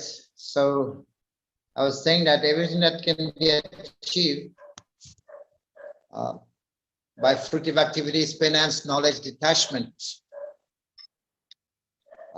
so can be achieved by devotional service. Bhagavad Gita also explained Vedesu Yagnesu Tapasu Chaiva, Danesu. Vedesu Yagnesu Tapasu Chaiva. Vedesu, whatever is achieved by reading the Vedas, Yagya,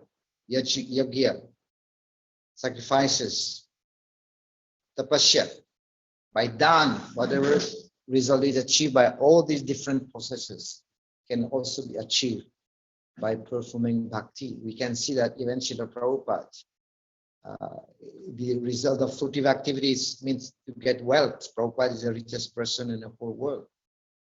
He's got to getting wealth. Also, Vedesu is knowledgeable. He knows the Vedas, the scriptures. The result of the Pasha also is very powerful, Srila Prabhupada. So one is not bereft of the results of the other processes when one is performing the bhakti yoga. And also bhakti is everything. Also bhakti is something that is even higher. They say that the holy name is more powerful than the Lord himself. So there are 9 processes of bhakti. We explained that there is no difference between the Lord and the holy name, but there is a secret of difference, that the holy name is more powerful than the Lord himself. So Yashoda Maya was able to bind Krishna with the ropes of devotion. So Lord is called Ajit. Lord Krishna's name is Ajit. Ajit means one who cannot be conquered. No one can conquer the Lord. He's called Ajit. Jit means conquered. And Ajit means one who is not able to we cannot conquer him. He's called Ajit. But still he can be conquered. The Lord can be conquered by devotion, devotional service. So devotion is everything. Is even higher than Krishna. Bhakti attracts Krishna. This is also one of the characteristic of bhakti, the 6 characteristic of bhakti. So one of the characteristics of bhakti, that bhakti attracts Krishna, Krishna Karshini. It attracts Krishna. The whole world is attracted by Krishna, but Krishna himself is attracted by bhakti. Krishna bends in front of bhakti. Just like Yashoda was able to bind Krishna with the ropes of devotion. The ropes of devotion, she was able to bind Krishna. Krishna cannot be bound. All the different Shaktis, Krishna has got many Shaktis, energies. All the different energies, Shaktis, they have come together to actually forbid Yashoda to bind Krishna. Because we cannot bind Krishna, is unlimited. But the last Shakti, the last rope that Yashoda collected was the Kripa Shakti. Although the other Shaktis not allowing Yashoda to bind Krishna, but at the end the Kripa Shakti of Bhakti was able to bind Krishna. So this is why Krishna says in Bhagavad Gita also that Bhaktyamam Abhijanati. Although Krishna speaks about all the different yoga system, one may also question why is Krishna, he could have gone directly to Bhakti Yoga. Why is Krishna telling about all the different yogas? Because this question was asked by Uddhava to Krishna. Why there are many processes? Why there are different processes explained in the Shastra? Krishna could have gone directly to Bhakti Yoga. This is because people are in the different modes, because of the people are in different modes of nature, because of them. So, but ultimate goal is Bhakti Yoga.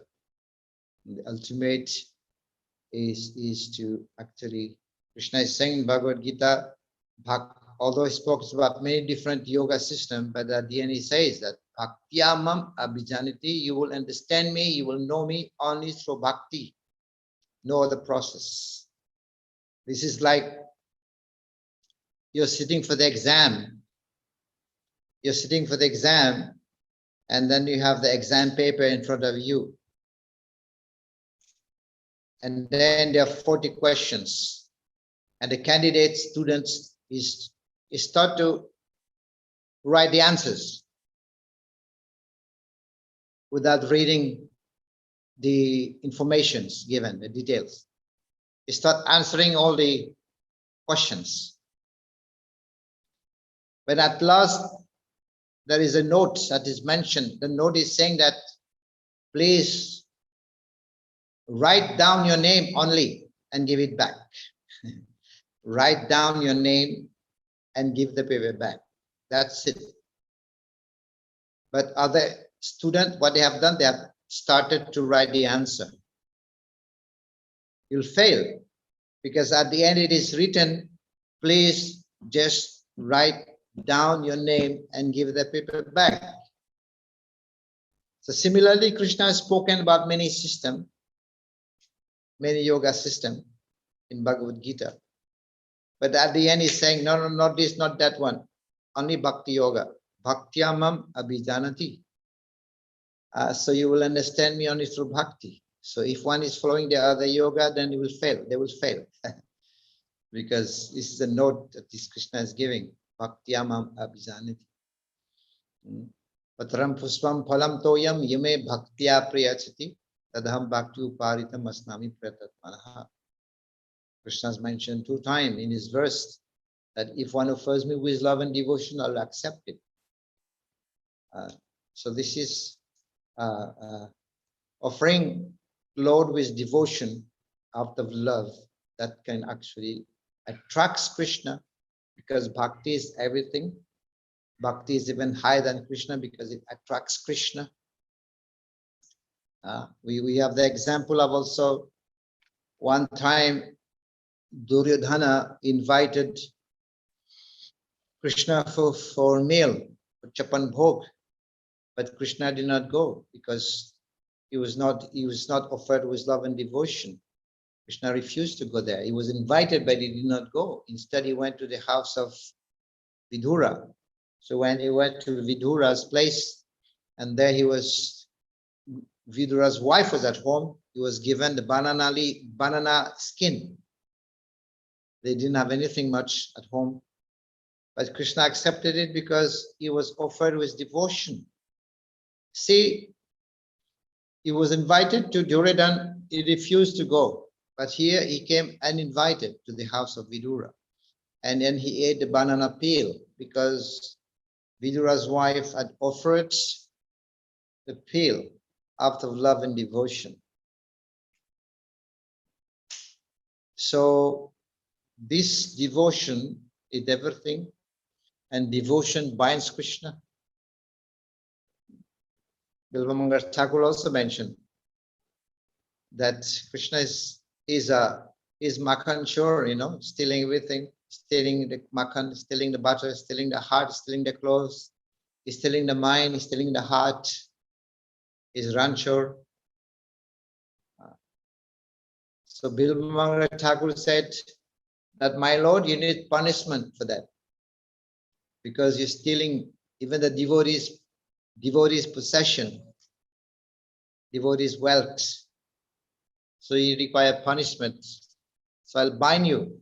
I'll imprison. I will imprison you in the prison house of my heart.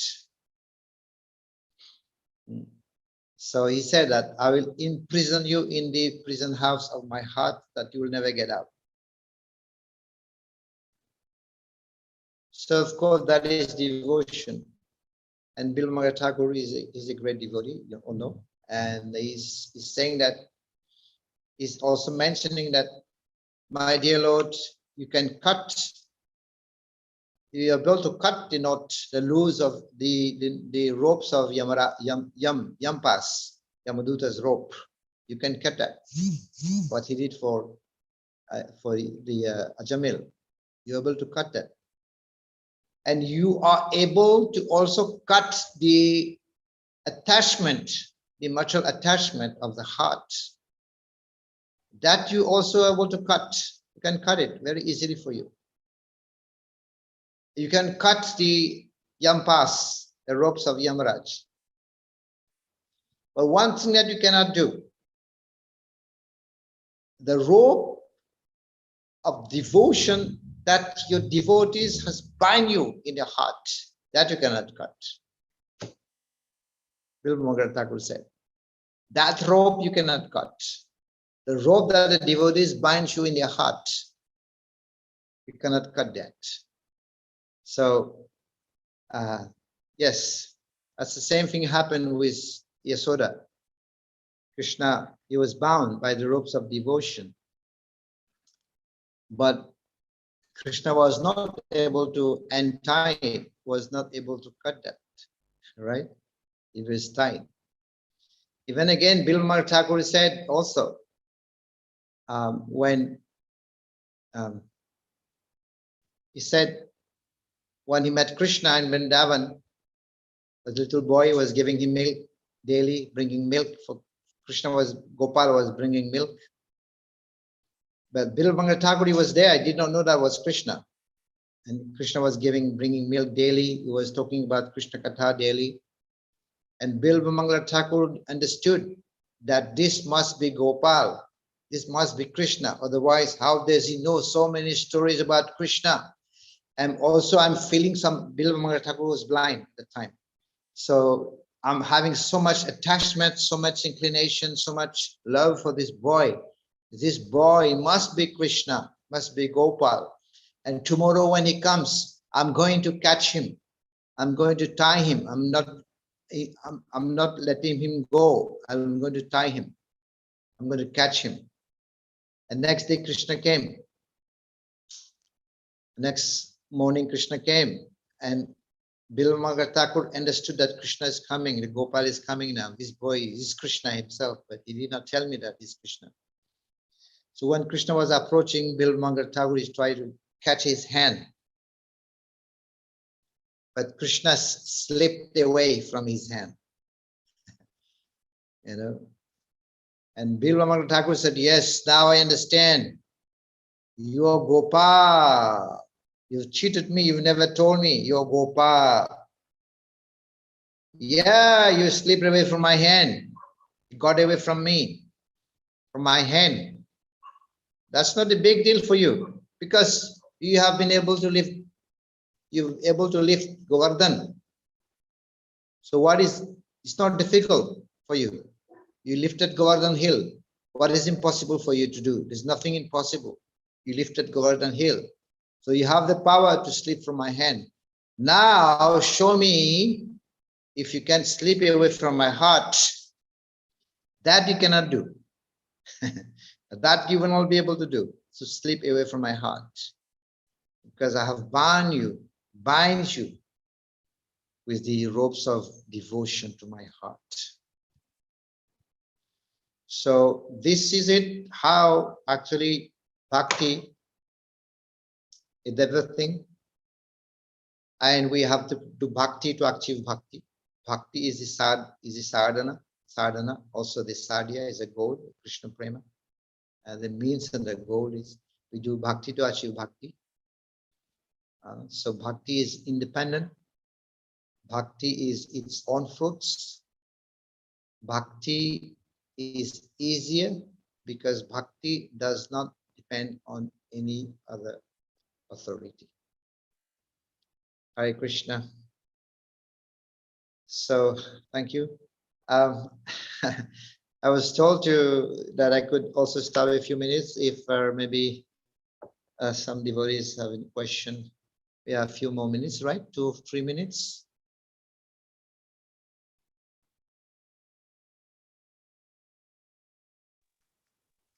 Thank you very much, Maharaj, for this wonderful lecture. You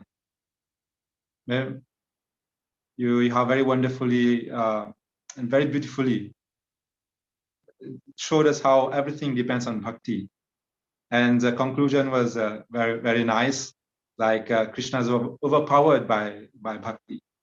So yes, Maharaj, we will be able to take only one question, unfortunately, because of time constraint. So we have just a little time left for any question. So let me remind you that you can raise your hand virtually on the Zoom platform. And for viewers on YouTube and Facebook Live, kindly leave a comment. And if we don't have enough time, we will get back to you. So please, if anyone has any questions, we have 2 minutes left for questions.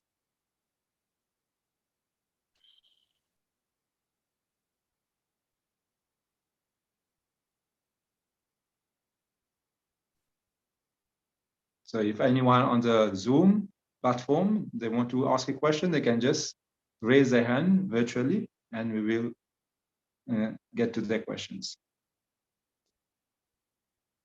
And on YouTube and Facebook Live, so please leave a comment. So we have Vanambi Haridas. Please, Prabhu, go ahead with your question. Please, Prabhu, go ahead with your question. Hare Krishna Maharaj, please kindly accept most humble obeisances unto your divine feet. Hare Krishna Maharaj, please kindly accept most humble obeisances unto your divine feet. Yes, so Maharaj, my question is, as you mentioned, there's different processes for devotional service, how to get Lord Krishna, how to get Bhakti. Out of these, which one is the easiest and quickest way to get Bhakti, for Lord Krishna? Thank you, Maharaj.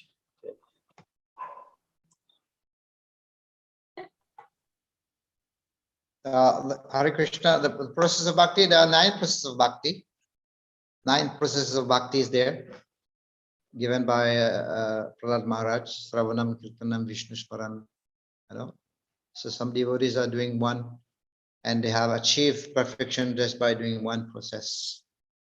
So otherwise, Ambarish Maharaj doing all the processes, all the 12 processes of devotional service, right? So in our case, we have to do, of course, given by Guru Maharaj chanting the holy name. Oh.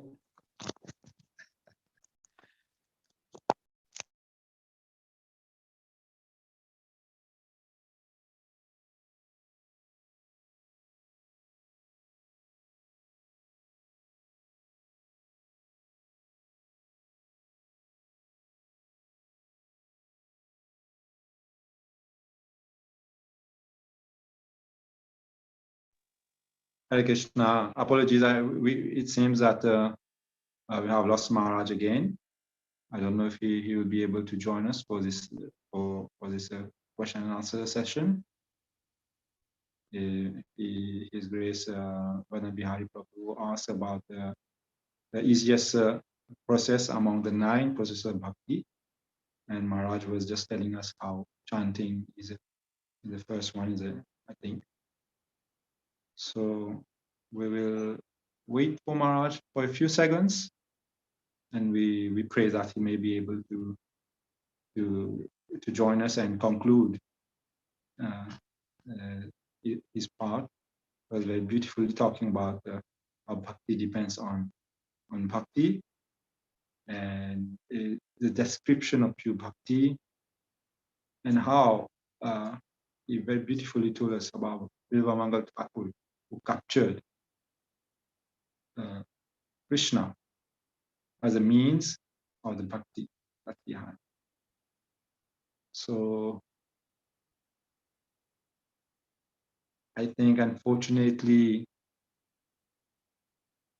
we'll not be able to get to Maharaj. It's very unfortunate. But we thank Maharaj once again for this very beautiful rendition about how everything depends on Bhakti. And so now, dear viewers, let's continue our journey on this path of Madhurya. Our next item, we will have a very beautiful bhajan presented by devotees from Mauritius, His Grace Ramcharan Das and Bhaktin Krishnamai. So sit back and enjoy this very beautiful bhajan from Mauritian devotees.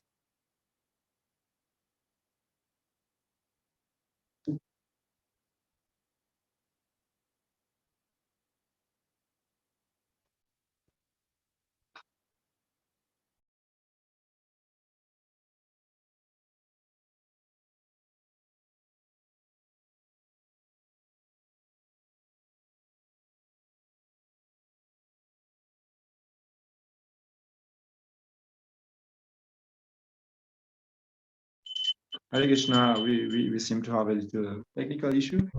So just bear with us. Yeah, muted. Radha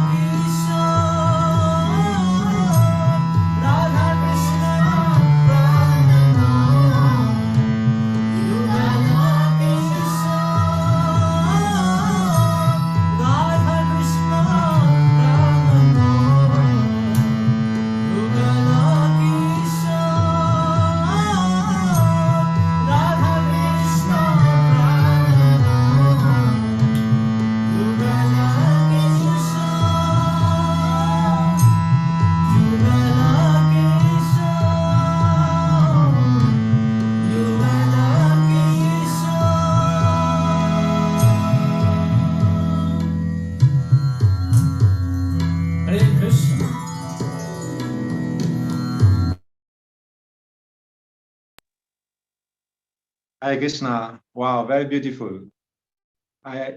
We have to give a big Haribol for this soul-soothing bhajan by Ramcharan Das and Bhakti Krishnamai. The bhajan is called Sakhi Vrinda Vigyapti by Narottam Das Thakur. And I'm sure that all of you could not help just singing along with this devotee. So thank you very much again, Ramcharan Das and Bhakti Krishnamai. So please stay with us as we have more nectar coming our way. The next item on our program is a short drama presented by devotees from Nigeria. So now we will proceed for this item on our program. Adviji pranipatena pariprasina sevaya upadeshanti te jnanam janina satvadakshinam. Just try to learn the truth by approaching a spiritual master. Inquire from him submissively and render many service unto him. The self-realized soul will impart knowledge unto you because they have seen the truth. So there are three things in this book: Paripratena, Pariprasnina, and Sevaya. Approach a spiritual master by offering obeisance. Inquire submissively, inquiring by submissive mode, and render many service unto the spiritual master. Many service can wash the Guru's clothes, serve the Guru Prasadam. You can even sprinkle the Guru's dust on your head. All these things, there are many servants inquire from the Guru because all these things they are packaged. You cannot just do one and leave two. You cannot do two and leave one. Three of them must be, you have to do three of them. Then when the Guru, the satisfaction of that service to the Guru, that is the secret of advancement in your devotional service. Hare Krishna. No, I have a question. Yes, Ramachandra. Yes. I don't really understand. Should we be slaves? Like, I left my mother's home just to come here, just to come to where you wash your clothes and your plates. Please leave me. No, leave me. Have the freedom. I don't understand. Are we slaves here? Do we come here to come and I don't understand. No, you are not a slave. Now you are doing what they call sadhana bhakti. In sadhana bhakti, you practice rules and regulation under the expert guidance of a bona fide spiritual master. You practice rules and regulation will bring you to the stage of human being. You know, you are still doing all the whole four provinces of animal. You are still doing animal propensities. You are two-legged animals or polished animals. You see, the day you take initiation, the neck bead I gave to you, that is the thing I will use it to drug you like a dog. So that, because this material world, the job in our front now is to conquer these three modes of material nature. The mode of ignorance, the mode of passion, and the mode of goodness. Hare Krishna, wonderful devotees. My name is Ashala Das. I took the role of Sri Madhavendra Puri in this drama. Hare Krishna, all these are devotees. My name is Gaurari. I took the part of the great devotee. Hare Krishna. Hare Krishna, my name is Vasaki Das and I took the role of Ramachandra Puri, and although it's not good to disobey our spiritual master, so we are just trying to show you the... Hare Krishna to all devotees. My name is Ramananda Rai Das. I took the role of Vishwara Puri. Hare Krishna.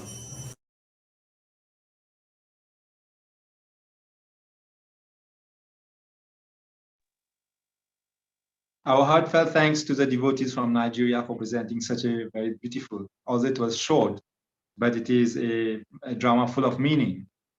So this drama depicts the story of Madhavendra Puri instructing his disciples in the science of Bhakti.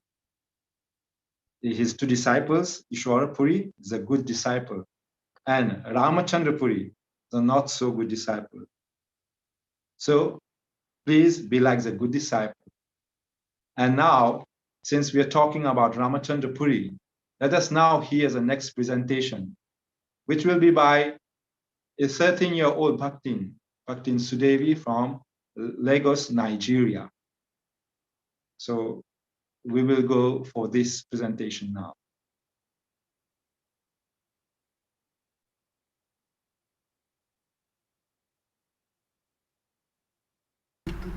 Hare Krishna. My humble and respectful obeisances to His Holiness Bhakti Damodara Swami Maharaj.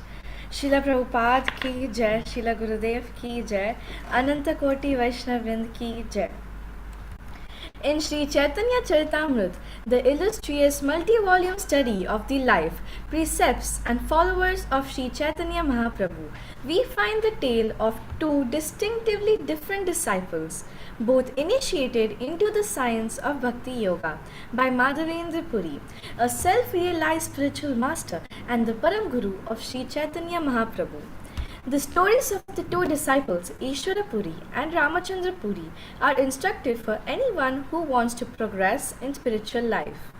One is an example of what to do in the service of one's Guru, and the other an example of what not to do. Since Ramachandra was a disciple of Madhavendra Puri, Lord Chaitanya regarded Ramachandra Puri as an elder, his spiritual uncle, almost on the level of his own Guru. Ramachandra Puri associated closely with persons cultivating jnana or dry speculative knowledge and was attracted to doctrines that opposed pure devotional service. Whereas Ishwara Puri was always enamored or in the devotional topics. Both Ishwara Puri and Ramachandra Puri were the disciples of the same spiritual master, but they didn't have the same mindset.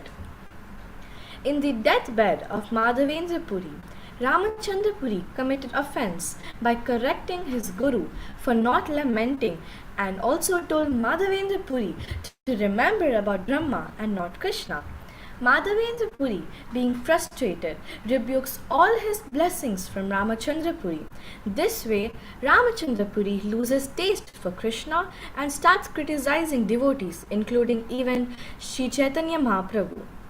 Later, at Jagannath Puri, where Sri Chaitanya Mahaprabhu was residing, Jagadananda Pandita, an associate of Chaitanya Mahaprabhu, saw the Lord with two other devotees, Paramananda Puri and Ramachandra Puri, talking, embracing and offering obeisances.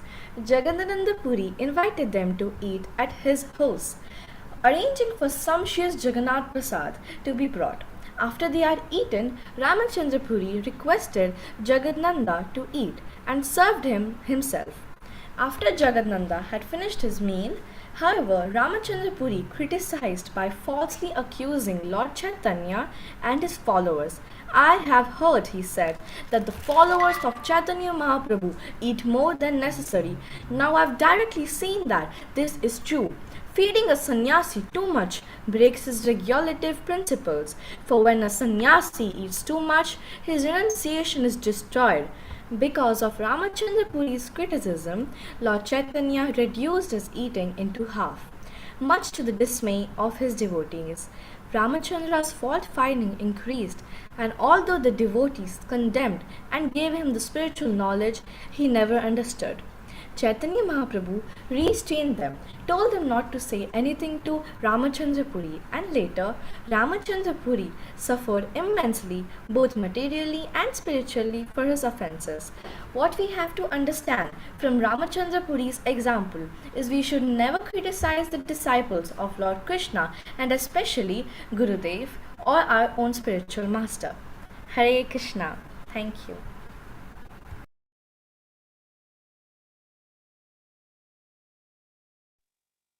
Hare Krishna, thank you very much, Sudevi, Bhaktin Sudevi.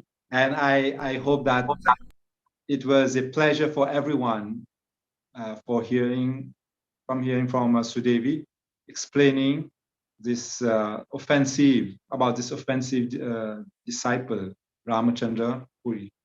So, dear devotees, we have now reached the end of our first session.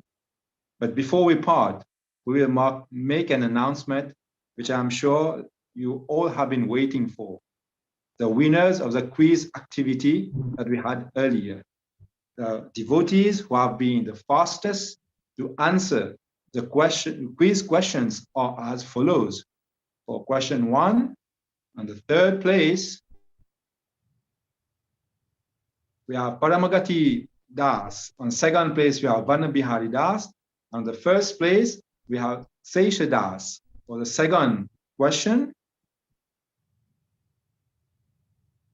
on the 3rd place, we have Ishani. On the 2nd place, we have Seisha Das. And on the 1st place, we have Devarishi Das. And for the 3rd question, on the 3rd place, we have Ishani. On the 2nd place, we have Madhusudan Vishnu Das. And on the 1st place, we have Seisha Das. So thank you very much to everyone for having participated. And this was the result for those who have been the fastest to answer the question in the quiz. So congratulations to all of you. And now we will request everyone to keep on participating like this in each of the session's activities. Dear devotees, we have come to the end now. We would like to invite all of our viewers for the next session, which is scheduled for tomorrow, as it will be shown on the screen. So tomorrow, the program is like this. For the session number 2, we will be starting with a talk on false ego by His Holiness Bhakti Dhira Damodara Swami. And then we will have some activities in which we invite everyone to participate. And then we will have the second talk, which will be given by His Grace Arjun Das, which is entitled Anarthas from Devotional Service. After that, we will have another talk by His Grace Haridev Prabhu, which is on effort versus mercy. And then in between, we will also have a few activities, and we will also have a drama. So please join us tomorrow, and we thank everyone for participating. We thank His Holiness Bhakti Dhira Damodara Swami Maharaj especially. We thank His Holiness Sundar Chaitanya Goswami Maharaj and all the devotees who have assembled here to listen, and all the devotees who have participated, and especially all the technical team. Hare Krishna, and see you tomorrow. Hare Krishna. Wishing you all the best and see you tomorrow. Srila Prabhupada ki jai.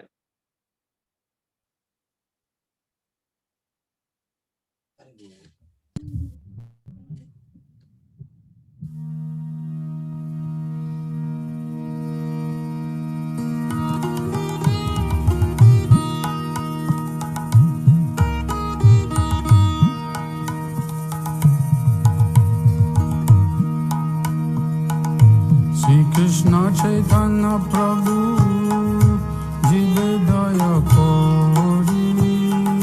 Shri Krishna Chaitanya Prabhu Jive Daya Kori. Swapashada Shri Radhama